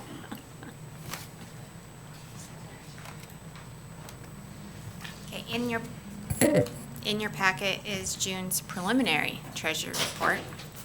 So this is as of June 30th, before we've done transfers or accrued anything back. So this is going to change over the next couple of months as we accrue things back through the end of August, first part of September, when we get our last hotel motel payment. So like, if you're going down at like the general fund, we're gonna make transfers of about 3 million that we know of into that fund. Same with debt service is negative right now, but that's because the transfer hasn't been made in there, and it's approximately 1.3 million.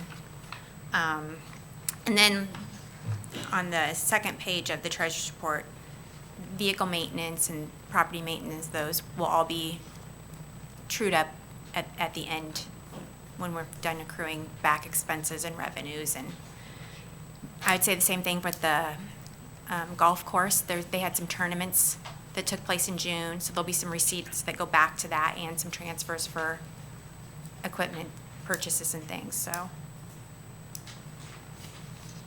There's gonna be a lot of changes between Okay. now and the next couple months. You guys good? Do you see anything you're Yes. concerned about? Okay. Nope. Okay. Do you have anything, Jim? No, All right, general thanks. fund, I think, is on track to be at a little, right around that 15% range. I'm not sure if we'll be up, we were budgeted to be up 140,000, I think, on the year, and we have to wait until We have, yeah, it's everything hard, goes it's really hard to through, say. but, I think we're I mean, gonna right be. now, I'm guessing at about the 170 to maybe higher. Yeah, I mean, It's- the next it's couple hard of to days, know. I'm gonna be accruing back the receipts for the month of July that belong to June, and so we'll have a better idea. You'll still have ambulance receipts, and there's a few others that get done during August yet, so it's hard to know where the final number is, but we should do at least as well as what budget was. Yes, I would agree with that. At least.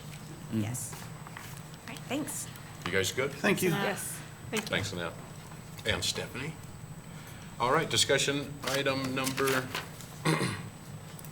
3. Do we have a presentation tonight? Nutrient reduction. On- Yes. Nutrient reduction strategy. Certainly do. We had to hire an inexpensive firm to come and do a study for us. We love inexpensive. I like you already. Why did we Good. have to do this study to begin with? What was driving the need to do this? Well, I'm Mike Haldy with HR Green. Thanks for having me tonight. Thank you for And- coming. Sure. So we'll get into that, what the reason for this is. But we've been working over the last year with Don and his staff to collect data and to get this report presented and given to the IDNR as a NPDS requirement. So what I want to talk about tonight, and I'll try and be as brief as possible, respectful of your time, but, what the need is of the study. It's NPDES driven, so what your discharge permit, what the regulators say that you need to do. What strategy are we taking? What did we look at as part of this evaluation? How it's going to impact your existing treatment plant, your wastewater plant, and the bad part, the capital costs and the O&M costs that are going to be associated with that, and then also the implementation schedule. So the need for the nutrient reduction strategy, and to answer your question, Jim, is the Iowa Nutrient Reduction Strategy was a partnership by the Iowa Department of Ag and the DNR to look at nutrient discharges into Iowa rivers and then ultimately into the Mississippi River as well. You may or may not have heard of the Gulf hypoxia, where there's a dead zone, and this is going towards improving that situation. So anyway, that partnership and the nutrient strategy was established in 2013, and IDNR rolled that into NPDES permits as they were renewed. And so your city NPDES permit was renewed in June of 2016, and as of that permit, you were to do this feasibility study within 2 years of that permit issuance. So that's what really drove the need for our work. And plus you were inexpensive, remember? Sure. Thank you, Mike. So again, the target requirements of this are a 10 milligram per liter total nitrogen and 1 milligram per liter of total phosphorus. So removing nitrogen and phosphorus. So that's the key thing. So the couple approaches that are suggested for these types of studies. First is to try and see if you can reduce the contributors, who's giving you nitrogen and phosphorus, and can you take those out at the source. Well, you really don't have any significant contributors of those. The data that we had obtained from Don showed that your wastewater is typical domestic wastewater generally. So, and then the other approach is to optimize the existing wastewater treatment plant. So are there improvements at the plant that we can do by operational means or running it differently to remove that total nitrogen and total phosphorus? So currently your plant removes total nitrogen, total phosphorus at the primary clarifiers, which were installed as part of the last improvements project in 2010, and then also biological uptake in the main component of the treatment plant, the activated sludge park. And what we found is that there's really no further optimization that can be done. And Our plant is running that good? It runs pretty good. That's right, Don. So this little table kind of spells it out too. There's, the constituents that generally make up your plant are on the left: BOD, TSS, ammonia. The bottom two are the ones that really are captured by this Iowa Nutrient Reduction Strategy, the TN and TP. So your current permit has BOD and TSS removal requirements. Your actual, how the plant operates, you're removing BOD, you're removing TSS, you're removing ammonia, and you're getting some phosphorus reduction. So you're getting some marginal reduction, meeting that Iowa reduction strategy. And then what that last column, and apologize for the misspelling. I don't know if that's right. So you can see what else we needed to do. So as part of this study, we need to reduce total nitrogen and total phosphorus. So we looked at new additional treatment technologies. What things would we have to do at that plant for improvements to reduce, first one, nitrogen. So, creating an environment, biological nitrogen removal, creating an environment within that plant to get that nitrogen uptaken and out so it doesn't get discharged to the river. So we looked at 3 options. First is modified Lutzag-Edinger process, MLE is what we'll call it from here on out, but it's just a biological process with mixing and pumps and just creating that environment.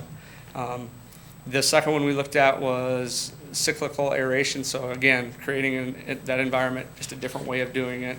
And then the last one is adding some additional components into that main treatment process to get those constituents removed. So, all of it is adding equipment, adding process, but which one is the most effective? And that was the MLE, the top one that's highlighted there. Is that the most expensive too? No, it was not. And the main thing is that we were able to reuse almost all the tankage that you had. We wouldn't have to build new tankage. So we can do all of this within your existing plant processes, other than, whereas the other two needed some additional tankage. So then the last component is phosphorus removal, removing phosphorus. Couple options are biological phosphorus removal, again, creating that environment.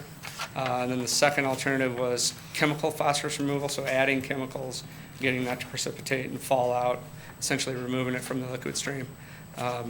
With ferric chloride or alum are the chemical constituents typically used. The biological one, we would have to add tankage, and to create that environment, add pumps, add piping, so a little more chemical or capital cost. Yeah, Let me go back. What's the ferric chloride alum? This is what we're adding to take out. Those are chemicals that you would add. That's right. We're adding There's a chemicals handful to of them. remove chemicals. That's right. That's right. Oh, just the sound of that. Just, All right. So, again, the biological option was more capital intensive. The chemical option is more O&M intensive, so buying the chemicals, those types of things. And typically, the amount of phosphorus that's in your waste stream is relatively low, favoring the chemical option.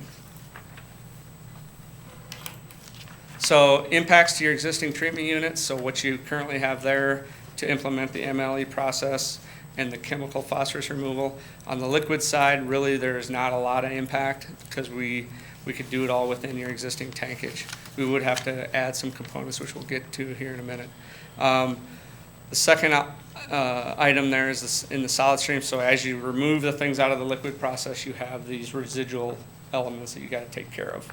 And because we're creating more by having to remove those, we need more process, more elements to be able to take care of that. And that would be a new digester. And we're, as we've discussed so far with Don, we're roughly at about 40 foot in diameter would be the minimum that would be needed. So we'd have to implement that on his site. We would also have. What's the size of the digester that we have currently? It's 75. Yep.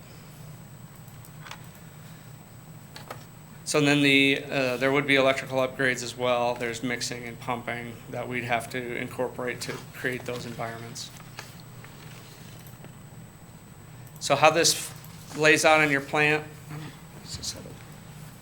yeah, there. So the main process tankage on the site are the activated sludge tanks. So that's where we'd be incorporating this MLE, which would be the nitrogen removal, would happen biologically in these tanks. We would add chemical in the clarification tanks, which would remove the phosphorus, and then it would go out into the Mississippi River after that, once those elements are all removed and we're meeting permit. Couple elements for on the solid side would be a new digester. Here's the 75-foot digester that you currently have. We'd be adding at least a 40-foot and maybe larger than that. And that would be something that would be determined in final design. And then to support the chemical phosphorus removal, we'd have a chemical storage building located probably close proximity to the clarifiers. Is that a situation where we may need to treat that like the trash cans and just go bigger right off the bat? On the digester? Yeah. I would be very surprised if you would do a 40-foot one. I would guess it'll be a larger one. You bet. Yeah, so I think you're right. Yep. Okay, Mike. And then summary of the recommendations, and really these are the elements that kind of roll up to the cost that we're going to get to here in a minute. But again, pumps, and I don't want to go through all of these, but I want to to at least have it in the packet so that you would have kind of that executive summary to capture all of those items. So they're broken down by the nitrogen MLE process, the chemical phosphorus removal, what would be needed, and then the digester. So capital and O&M costs, again, at this level of a cost estimate, there's quite a bit of contingency in here. And as, you know, as obviously more details get worked out, we would be able to define that a little bit more. Again, wanted to be on the high side, obviously with the higher element of contingency. So about $5.9 million roughly. The last bullet item, and not to try and hide this, but there is O&M costs with this, chemical and electrical items. And that would be, a very conservative estimate at this point is $300,000. Now I know that'll come down. About $140,000 of that is chemicals, and the rest of it would be electricity. There is one benefit to this process in that with the biological nutrient removal, we do get some credit as in some reduced amount of blowers that you would need to run, and that has not been figured into this. So there's probably a $40,000 to $60,000 credit of blower running operations that would come off of this. Mike, is there any chance at all that doing biological removal, is that possible? For phosphorus? Yes. It is possible, sure. Okay, is there a chance that doing the biological removal will be cheaper in the long run than going this route? Based on the low phosphorus that you've got in your influent, and usually our threshold is about 6 milligrams per liter. When you're below that, it's more cost effective to go chemical. And if it's above that and you're below that, you're about 4.5. So. Would your ratios ever change over time, or would they pretty much stay consistent? They do, but we check them periodically, and that's the latest is that ratio. Yeah.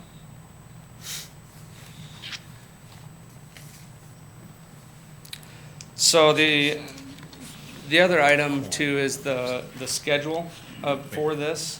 And again, we had a 2-year from when the permit was issued to get this feasibility study done, which was due June of this year, June of 2018.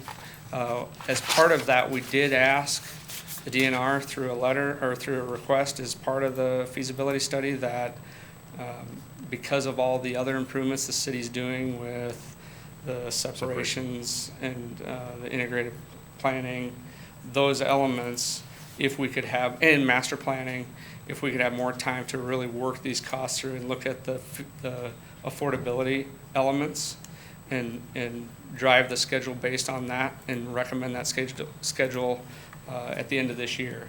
And they wrote back and they approved that. So we really have until the end of this year to get that finalized. So once we get more definition to the master plan and other costs that you guys are going to be faced with, we'll be able to roll that in there and try and set it as favorable for the city as possible. To give you an idea, and we don't have dates to this, again, wanted to put it in the packet just to give you an idea what all goes into the process. But roughly, once we get that approval of the feasibility study from the DNR, it's probably a 5 to 7 year process to get this ultimately to construction. And that would be the soonest. So, if we ask for a longer timeline because of costs or those types of things, I think that would definitely be an approach that you could take.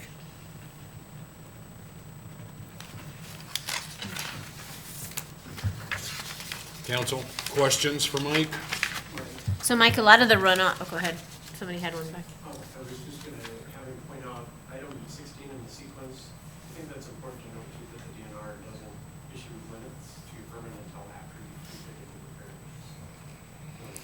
Yeah, there's kind of a trial period, operations and data collection period, once the construction would be done, to optimize it as much as possible and get that target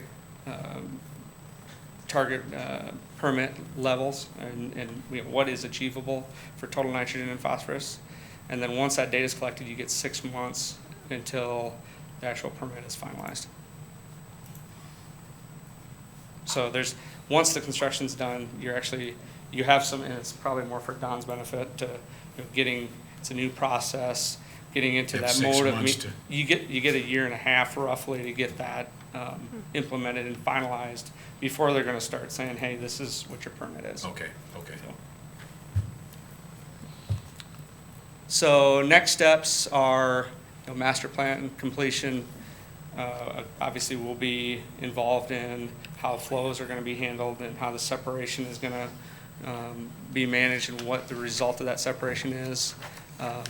Defining that schedule better towards the end of the year once the master plan is closer to completion, and then working with Jim and others to look at user rates and affordability and those kind of things. So, and then we'll finalize it. Questions? This in and of itself, if you look at a $6 million project and a $300,000 annual O&M cost on our sewer plant now operates on about a $6 million annual budget. That's effectively to pay for the debt service on that and to take on that additional O&M is a 10% rate increase in and of itself. So think of in terms of this is a significant thing. I don't know that there's any way that we're going to be in a position to be talking to DNR and asking them to continue to work with us on a 3% annual rate increase, given that we're working on the sewer separation issues, as well as this thing that is in and of itself a 10% rate increase. This is another one of those mandates that is not an enjoyable deal, and we'll be working with DNR to try to see what we can get done, but I don't think it's going to be realistic to think that we're going to be in a position to say we're moving forward long-term with that 3% rate increase schedule. And I know that people don't like even a 3% rate increase. None of us do. But the mandates that we have here are well above and beyond what we can accommodate within what our rate structure is. And that's really the reason I wanted to make sure that we had this discussion here. Well, thanks for asking me to come and give this, too, because it's a big deal. So Mike, I'm familiar with the dead zone and all that, but so where the primary source of phosphorus and nitrogen is coming from, farm runoff, rain, how is it? All of the above. Okay. So, I mean, obviously from your perspective, it's a point source is what it's called. And then from the ag side, it's a non-point source. So it's just, something that comes out of the pipe versus what runs off the land, and it comes from all of the above. Okay. So phosphorus is in detergents, is in multiple things. Is there anything in the future, in your opinion, we can do to reduce our load in our city in Burlington?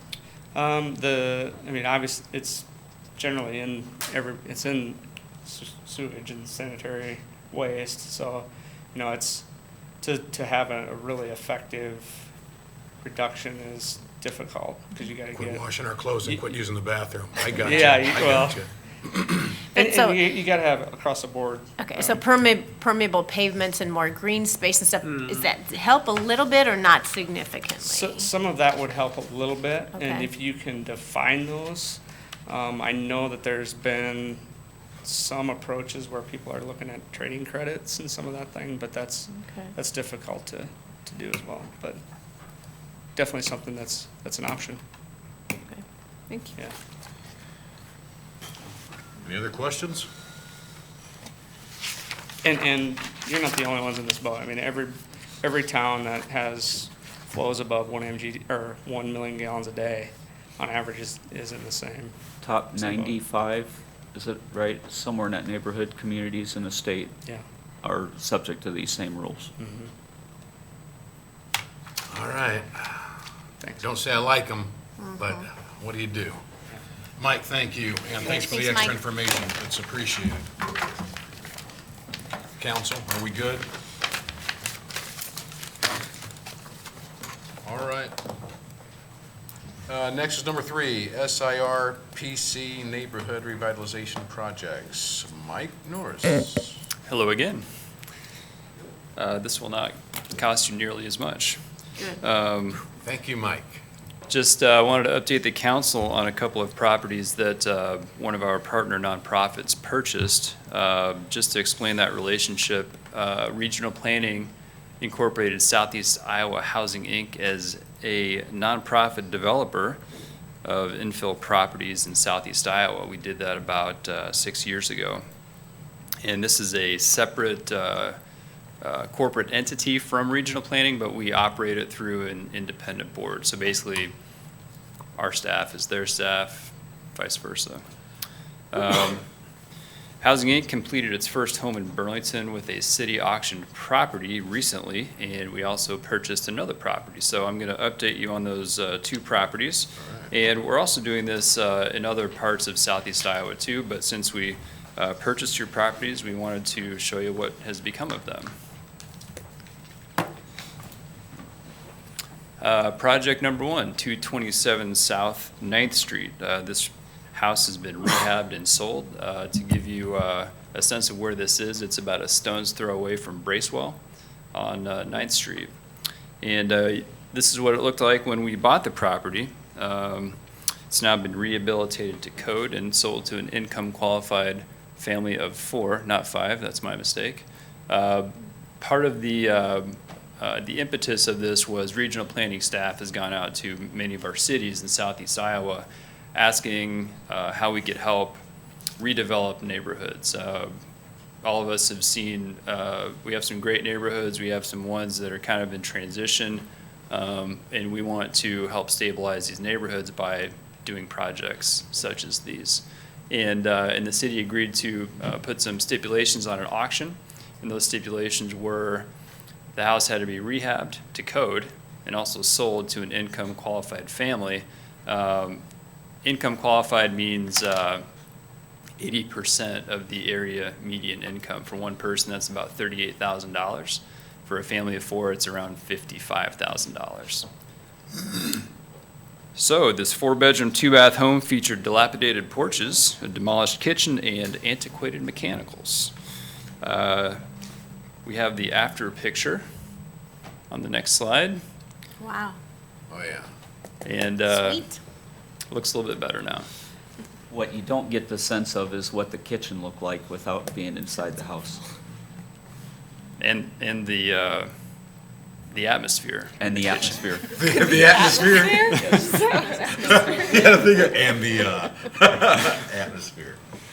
So just to highlight who we partnered with on this project, Kim Staub from Remax was our realtor. The developer was Housing Inc. M&H Construction was the contractor. We bid out the general construction to Mike Hartman. Great River Housing Trust Fund, which the city also contributes annually for local match, financed this and also contributed a $25,000 forgivable loan for this project. And then Great River Housing also came up with $7,500 for down payment assistance. Wow. However, that is repayable when the house is sold and it goes back and it's used again. Sweet. A couple of other photos of the completed project. This is the back of the house. Just doing, looks like we're doing some finish up work here. And the next photo is the kitchen, but I couldn't bring the atmosphere with me, so.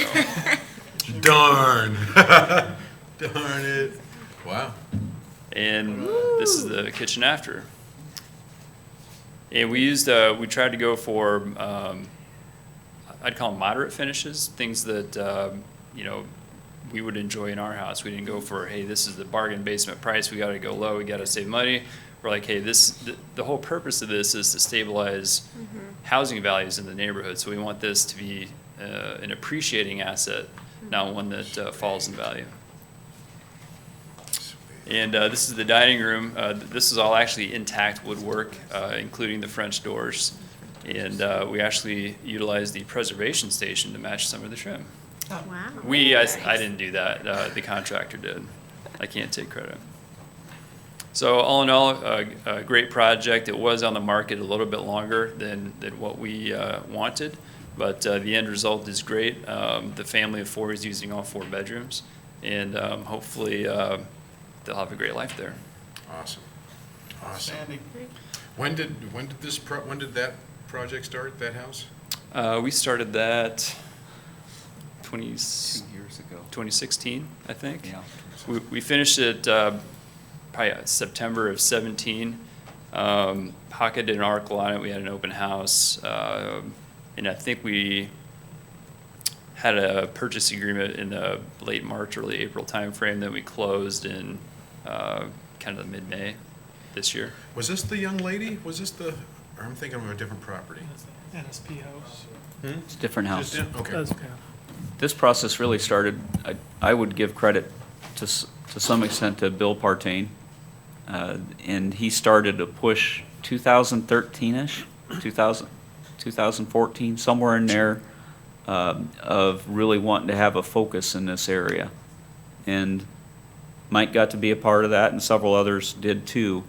And this was something that the city could come alongside and have a house that we'd gotten through a 657A process and put in a spot that address some of the targeted areas that have been pointed out as needing to be really focused on over time. And this has been so for Southeast Iowa then to be able to come in and have a major role in this. This isn't something that we fit in. This is something that isn't something that Bill Partain at Two Rivers necessarily that they fit in, except as a partner. And so I think you'll just see a lot of folks that have been involved to try to make this happen, and it doesn't happen quickly. But hopefully we can get a structure like this to be able to work again on a quicker turnaround than 2013 to 2018. Better late than never on that, but. And I don't know, I'm sorry I cut off where you're probably at and what you're wanting to present. But.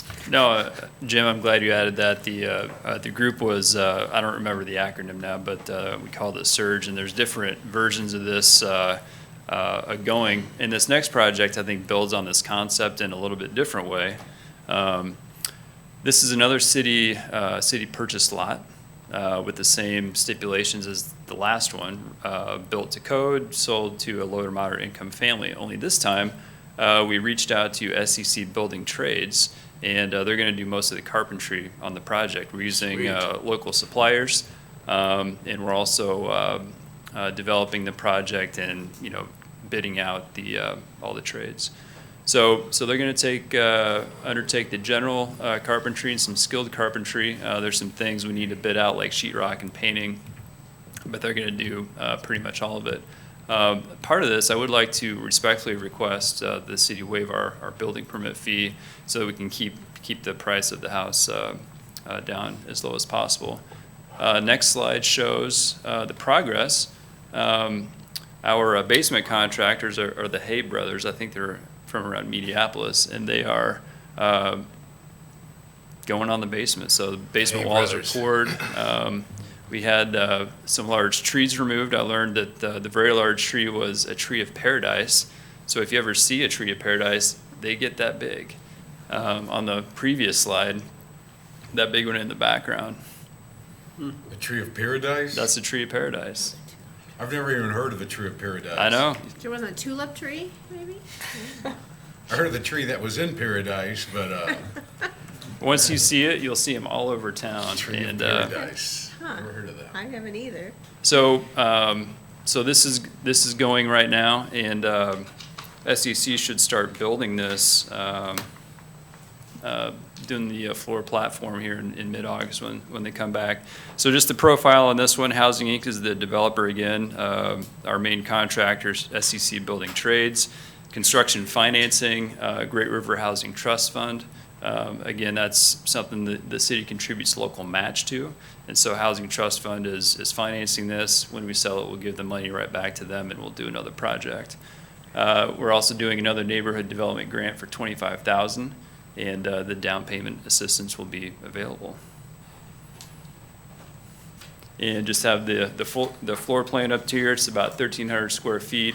Has a basement. The basement can be finished. We stubbed in plumbing down there. 3-bed, 2-bath, garage. Should be a nice addition to the neighborhood. Love that. What are you looking to sell that for? Target price is probably low to mid 140s if we can keep costs down. It'd be nice to be able to get several of those a year. It's a price point that. It would, it would. It's a price point that we're missing. And there are, with the trades program, I think it's a great partnership because, the students can help fill some of the skilled trade gaps we have. They can also learn this skill on their own, where they can buy their own home and improve it with the skills they're learning here. So hopefully we'll be doing kind of pollinating these around Southeast Iowa, but we'd certainly like to do more in Burlington too. We certainly would like you guys to do more in Burlington too. We'll keep working. That was amazing, the South Ninth house. How did the people cook there before? Did they just have a gas grill? They ate peanut butter all the time. I think they had a small fire in the kitchen, and they intended to work on it. So they demolished the kitchen, but life happened, and there the house was. So. Wow. So do we need Remarkable. a formal resolution on the waiver of those fees? Yeah, Okay. that'd be something that, Just for clarification, they have an approved permit, and we're just holding that until we got word from council on whether you want to move forward, and we can bring something forward if that's. And I would like to Is there compliment Eric and the building department. They were super responsive on our permit request. We had kind of a series of events where we asked them to work with us and move quickly, and they did it. So that was very much appreciated. That's good to hear. Thank you. You guys have any other questions for Mike? No? How many more do you want to do this year? That was my only good question. we had one thing that we didn't get approval on. Are you familiar with that or not? No, you're not. We had an application for Owner-occupied rehab, owner-occupied rehab that had been submitted to, IEDA is a IEDA. CDBG grant. that was one that we got notice back, as sent to the mayor, that they didn't accept our application on. It's one that we're trying to do through Southeast Iowa. And Hadn't just one of those sources received of- any communication from IDA yet. yeah, we did. So it's an unfortunate that we didn't get that, but that's one, we do try Keep trying. multiple different things that we're working on, and Well, and just as that application didn't come in, we're working on our second home down payment assistance grant. And that's a grant that pays for down payment assistance plus rehab. And I think the first one was around $350, second one I think is around $350 as well. So that's $700,000 of federal money coming down to help purchase and rehabilitate homes. But that's probably a whole nother presentation, Jim. are you still working to try to do home building, a tiny home building type thing with one of the prisons? Yeah, while I'm up here, I'll talk about an initiative Regional Planning has been working with Iowa Prison Industries on, and this would be a statewide offender-built housing program where they would go through certain apprenticeships at the Newton Penitentiary. Homes would be built as a full home and then shipped out on a truck and delivered on site. So we think this could be a great thing for more infill projects for a lot of our neighborhoods. And these would be approximately probably 1,100 square foot homes, something like this. We're modeling the program off of one that South Dakota has in place, and they've built approximately 2,000 homes over, I think they've been doing it 16 years. We visited up there a couple They times. built 2,000 homes in 16 years? I think so, yeah. All right. So, Work it out, brother. So at some point, I'll probably be coming back to the council asking for kind of a support resolution. The other 16 councils of governments in Iowa are all kind of working on this together. regional planning here in Southeast Iowa. We're kind of spearheading this with Prison Industries. And we almost had some money last year with the state appropriation. We're looking at other funding sources, possibly through private donations from large corporate groups. State appropriation is also an option. But yeah, thanks for bringing that up, Jim. And that could be something we'll see soon here in the region. That'd be nice. Yeah, it would be. That's another one of those topics that has been worked on for 4 or 5 years, and you're still not there, but they take a lot of time and effort to get to something that's an official program. We're pretty patient. We'll keep at it. Come back with some good news for us, Mike. We'll try. Thank you. Thank you. Thanks. All right. Anything else you want to have somebody regurgitate, my friend? Great Places application, number 5. Chuck?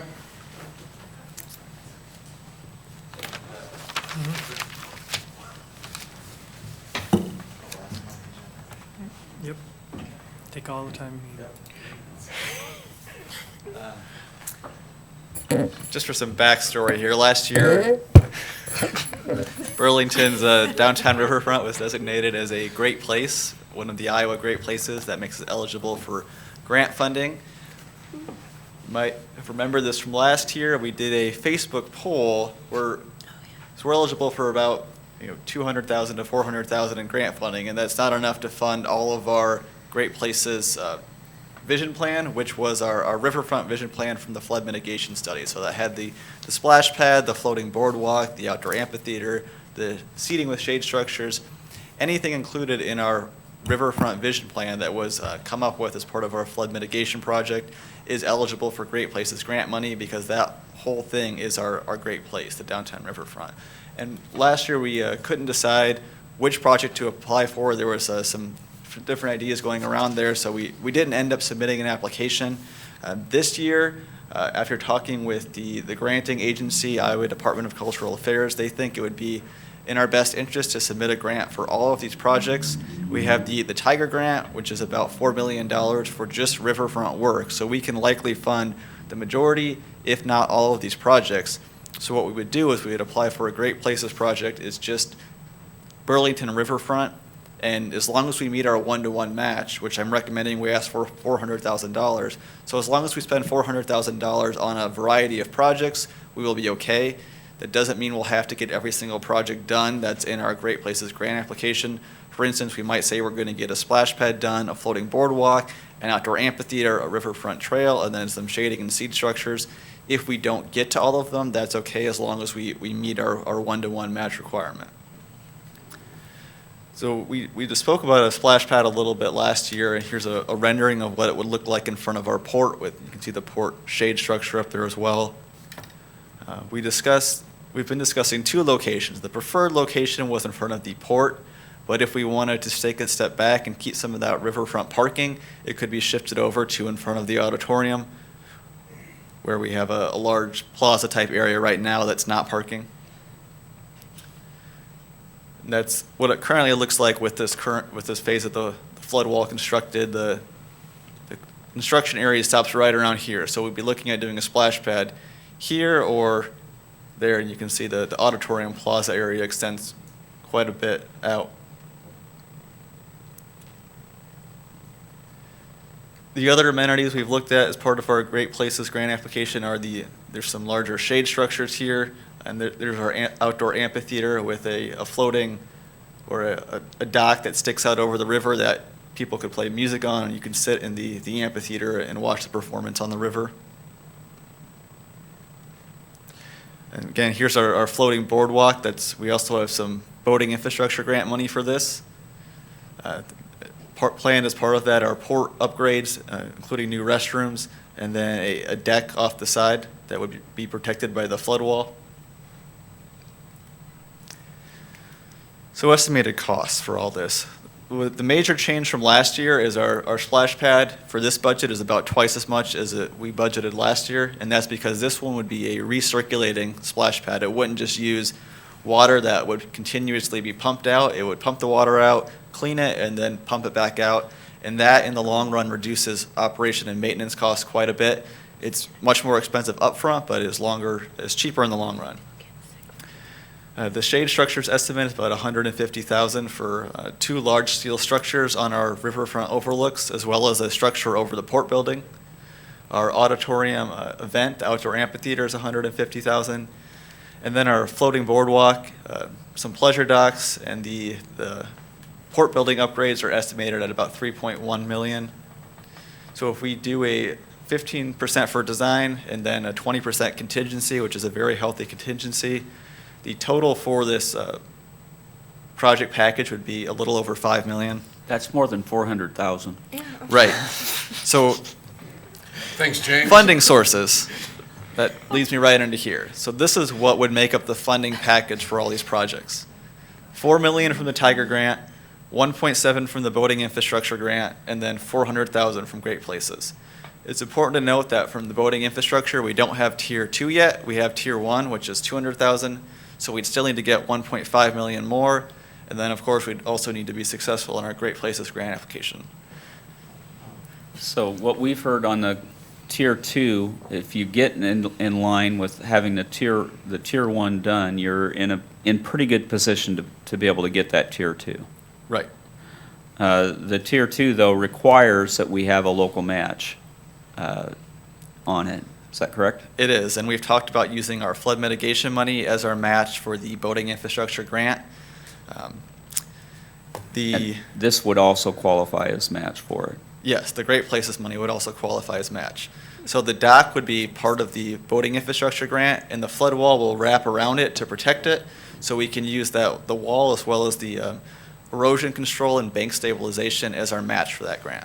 So a lot of the project that was being talked about with the boating infrastructure grant was being funded not just with the boating infrastructure grant itself, but was reliant on the Tiger grant to make up the match on it. At the same time, the boating infrastructure grant wouldn't allow the Tiger funds, which were other federal funds, they're both federal pots, to count as our local match. So we had to have, there has to be something else that we have with that to be able to make sure that we are getting the appropriate matches for these different grant applications. Right. You might also notice that our funding total, 6.1 million, is more than the potential budget items, a little over 5 million. And that's because the 5 million is for the big 4, the splash pad, the outdoor amphitheater, shade structures, and the dock. There are more planned improvements. Boat trailer parking dedicated for one lot is a planned improvement. Our trail is planned to extend further along the riverfront. And then there's some more green space planned. So we should hopefully be in the clear on these 4 big items and then have a little bit of wiggle room to do more projects. As long as it's part of what was written within the Tiger grant. And it has to do with that this overall riverfront visioning effort that we'd done. That was what the basis was of the Tiger grant application.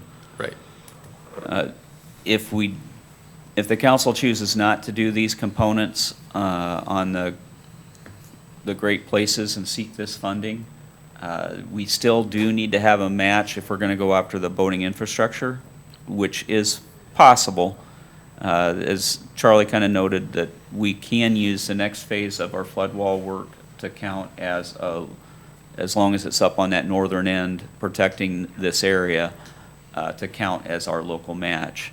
Mm-hmm. That we've been working on that and trying to. Our only concern is making sure that we can have the timing of that project happen in a way that's appropriate to count as the match on the boating infrastructure grant. Right. Applying for the Great Places grant as a package gives us a little bit more of a safety net. If we're not able to count as much of the flood project as we want for our boating infrastructure grant, we can then use that $400,000 from the Great Places grant to fill in that gap and get us to our 1-to-1 match.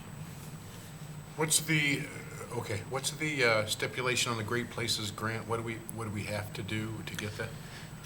So we applied to be designated as a great place about a year ago, and we had to do a public visioning process, which was our flood wall grant work, and then we have a 1-to-1 match as well for dollars.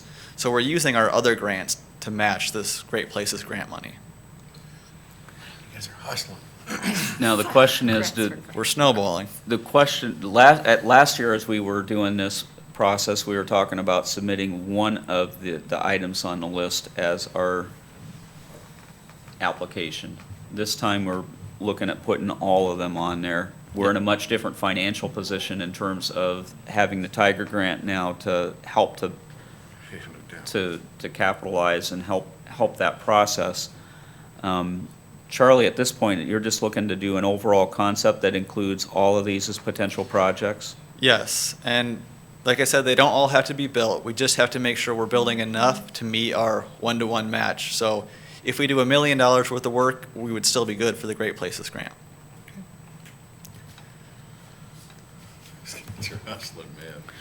Well, this stuff is, it's all neat to see the different pieces and how they can work together and coordinate off. And we kind of talked when we first started working with Veenstra and Kim on this overall visioning process, they talked about the idea of using that as a catalyst to be able to make a lot of these other things happen.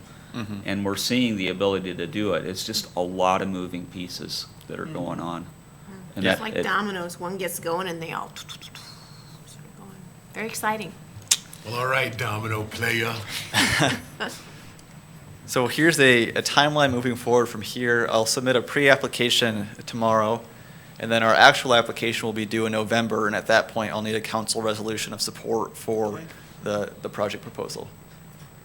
And we have till 2021 to get whatever we put in there built, or the majority of whatever we put in there built. We're good on that timeline, right? Yep. The biggest piece that is difficult for me is just where we are with sales tax collections and the increment that's been off of that. This year has been much lower than what last year was. Haven't seen we've only seen reports on the first 2 quarters, which is through the end of last December. We haven't seen even through March yet for what the reimbursement is on that. That's difficult to not have those numbers and know what to be expecting. Until we see those numbers start to rebound, it has me nervous for where the next phase is. I like to have it cover and be a little bit more secure on it. We've delayed our process by probably a year anyway, and if we are able to do it with just a year delay, we don't have any issues. If all these other components work anyway, we have matches to make all these other pieces work. That being said, the work that we've done along the flood wall, until we close off the northern end and tie off to the bridge abutment crossing the short line up on the north end, we really aren't getting the best bang for a buck on the efforts we put in. We need to get that done, and we'll have to see where sales tax collections come, and may have to look at alternative ways to make that happen, depending on just how that process unfolds over When the do you next. expect those to be in, Jim? Any idea? Or- Well, we get our next quarter not until late August, I think was what she said. Mm-hmm. We should know third quarter numbers within the month. Well, But I mean, within- that's just given another snapshot. I don't know Yeah, right, whether right. it's how much we're gonna see really for a rebound that soon. I'm thinking more of 6 to 12 months down the road to see how these numbers progress. Our first quarter numbers this year was 0. The second quarter, we had 24,000, I think. That's after last year, we had 300,000, I think, for collections. Yep. So, I mean, we went from 300,000 in a year to seeing a quarter where the numbers reversed by about, I mean, our sales tax collections countywide, year over year, were at least 5% down. And, they can come back up, but I would assume they come back up a lot slower than what they went down.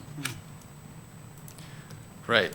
And if for some reason it doesn't work out with the timing of the next phase of the flood wall, we can use that Great Places grant money to match our boating infrastructure grant, but we're going to have to scale back. So this project can still largely go on without the flood wall work, but it'll adjust a bit if that happens. But we're not going to, I mean, we'll be able to scale back without having any, okay. All right. Good work.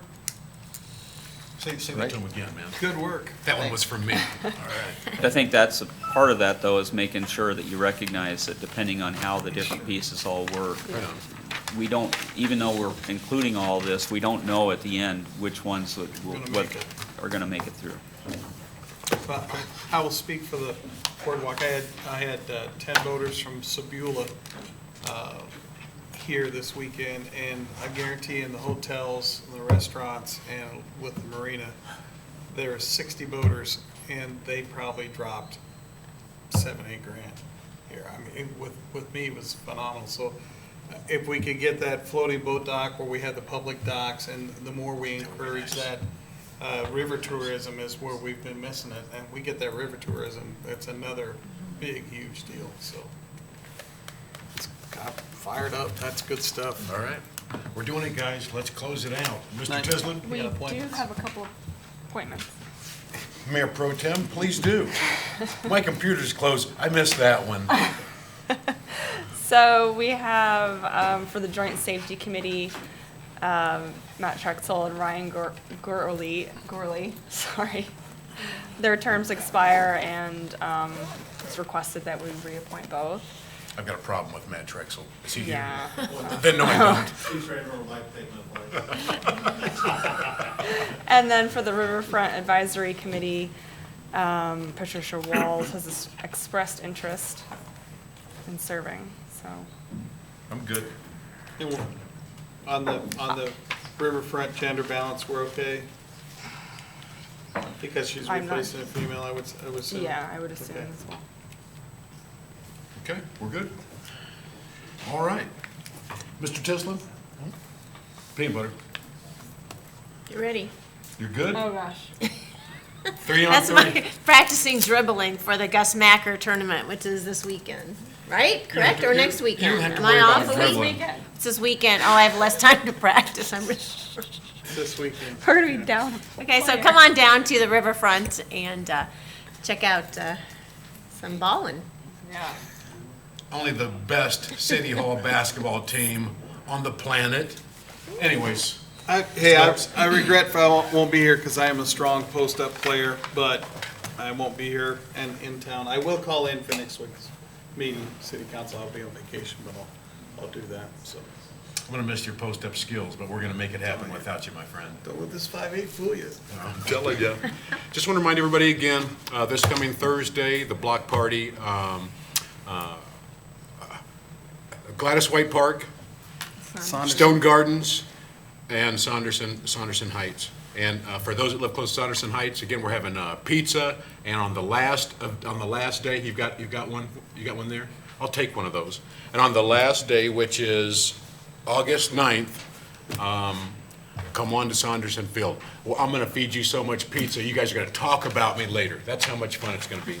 So from Thursday from 6 to 8 at Gladys White Saunderson and Stone Garden Parks, you can call Victor Moore at 319-572-4174. You're welcome. Annie? I got nothing. You got nothing? All right. Point guard. Does anyone know with the Gus Macker tournament, the Friday night has a lead-in game? Does anyone have the details on that? I heard there's going to be a total smackdown. That's what the fridge said, so I'm looking for some information on it. It's the 6:30 on Friday, Midwest Magic versus Fire Department, so. 3 on 3. Another slaughter. Can you do better than the police department?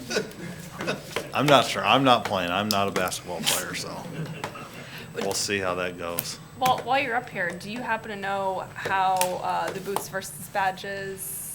I'm getting a big nod from that. How much was raised? That's what I was wondering. Not who beat who. I don't know if that's- I don't think he's actually making that figure public this year. Okay. So it's a lot. How'd the score? What was the score? Well, it was 2 games to 1. Okay. Yeah. Somebody, I don't know. 2 games to 1.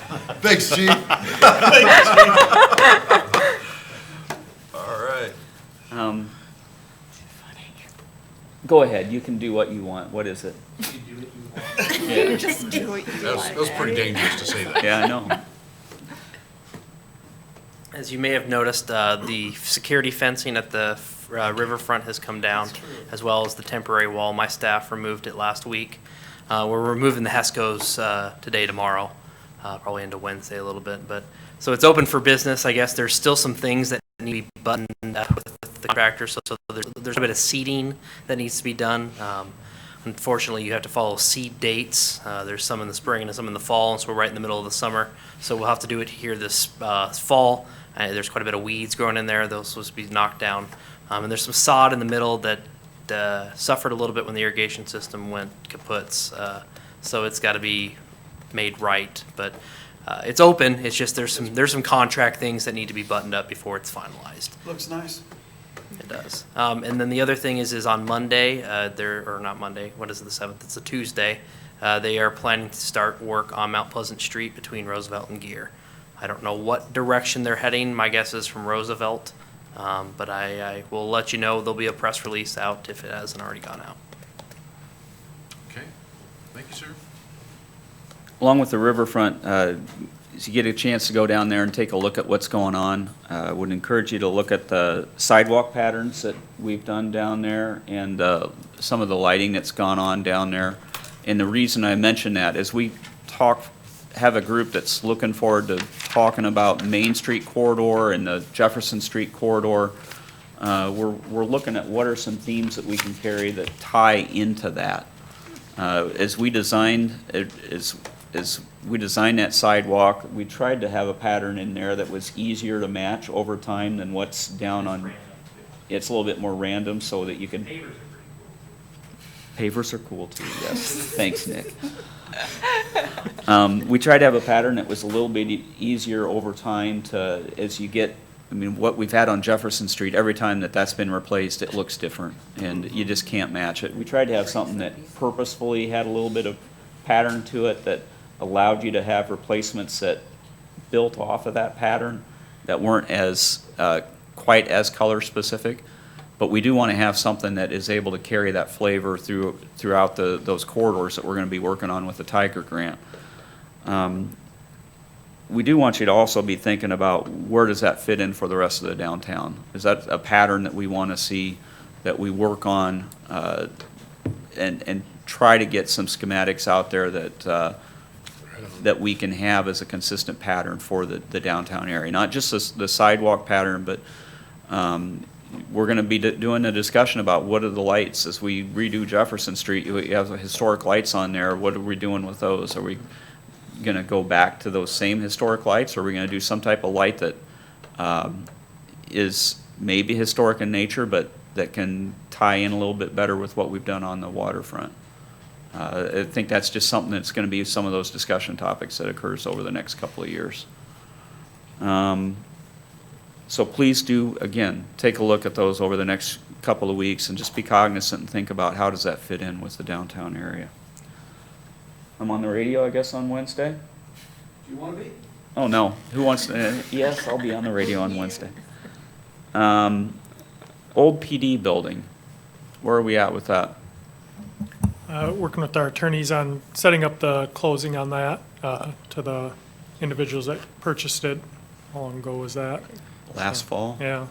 So transfer of deed and getting the abstract and everything to them. But I have a call with our attorney tomorrow morning to make sure we're on the same page with everything for that. Yeah, that's been contingent, waiting for them to close on the property adjacent. They had that scheduled to occur by the end of this month, so they must be moving forward. That's the best I can guess on that. Awesome. So that's a really good deal. I can't wait to have the signature done on transferring that property officially out of our hands, and actually see them get a project that will really transform the downtown. Crud, and I forgot, and I don't know if, we have two other buildings downtown that we've had discussions on over the last year or more with developers looking to potentially develop and looking for cooperation from us on parking. At some point, they'll be here in front of council, but if you notice, the chain link fence has gone up around those two buildings. They're looking to do some roof work over were they beginning that this week? Within the next week or two, they're gonna start that. So they're getting prepped for that, and, we continued to have discussions with BNSF on the potential of either land purchase or a land swap. I think it's probably been every other week communications for 4 months.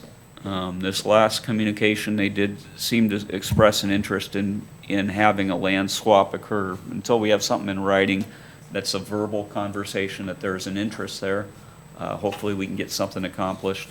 It makes me feel a little better than leasing. Yes. That's, And, this is something where last summer, the council did committed to doing what we needed to do to try to make parking needs be able to be met for this development to occur. A lot has changed with some of their requests and how they're looking at it.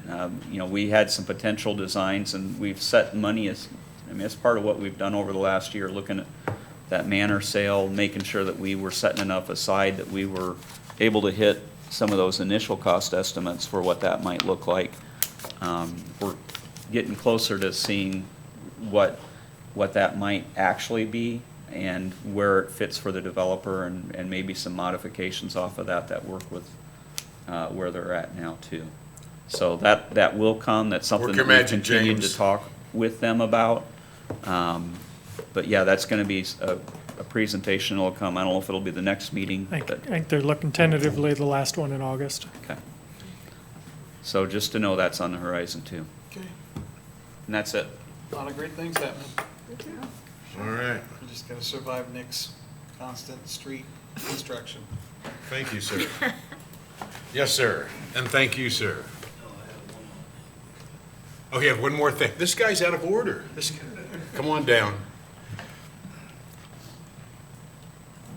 I'd like to say the Ultimates Club is also donating $600 worth of bikes at the end of the year from Bickles, which is gonna be, we're gonna be drawing names to give away bikes to the kids this year. We do it every year. Is there an age limit on the kids that? It's gonna be different age range, not you. What would make you think I was talking about me, Victor? You're out of order, my friend. Yeah, so Ultimates Club has stepped in and granted $600 worth of bikes from Bickles. So will they have a drawing on the was that the 6th? Is that when that's going to take place? The 9th. The 9th, yes. That'd be the last day, so Okay. I'll be picking the bikes up, and I'll be distributing them 2 bikes to each park. So it's total of 6 bikes of $600. All right, So- all right. So So Bickles- two bikes will be coming to Saunderson. Yeah, they willing to do this every year. So I that's talked to great. them, and then I greatly appreciate. Bike what helmets they did. too? I'm not sure about the helmets. I didn't go that far, so. All righty. All right. Thank you again, Victor. You're welcome. Okay. We're good? Good. Okay. Good night, everybody. Thank you. Thank you.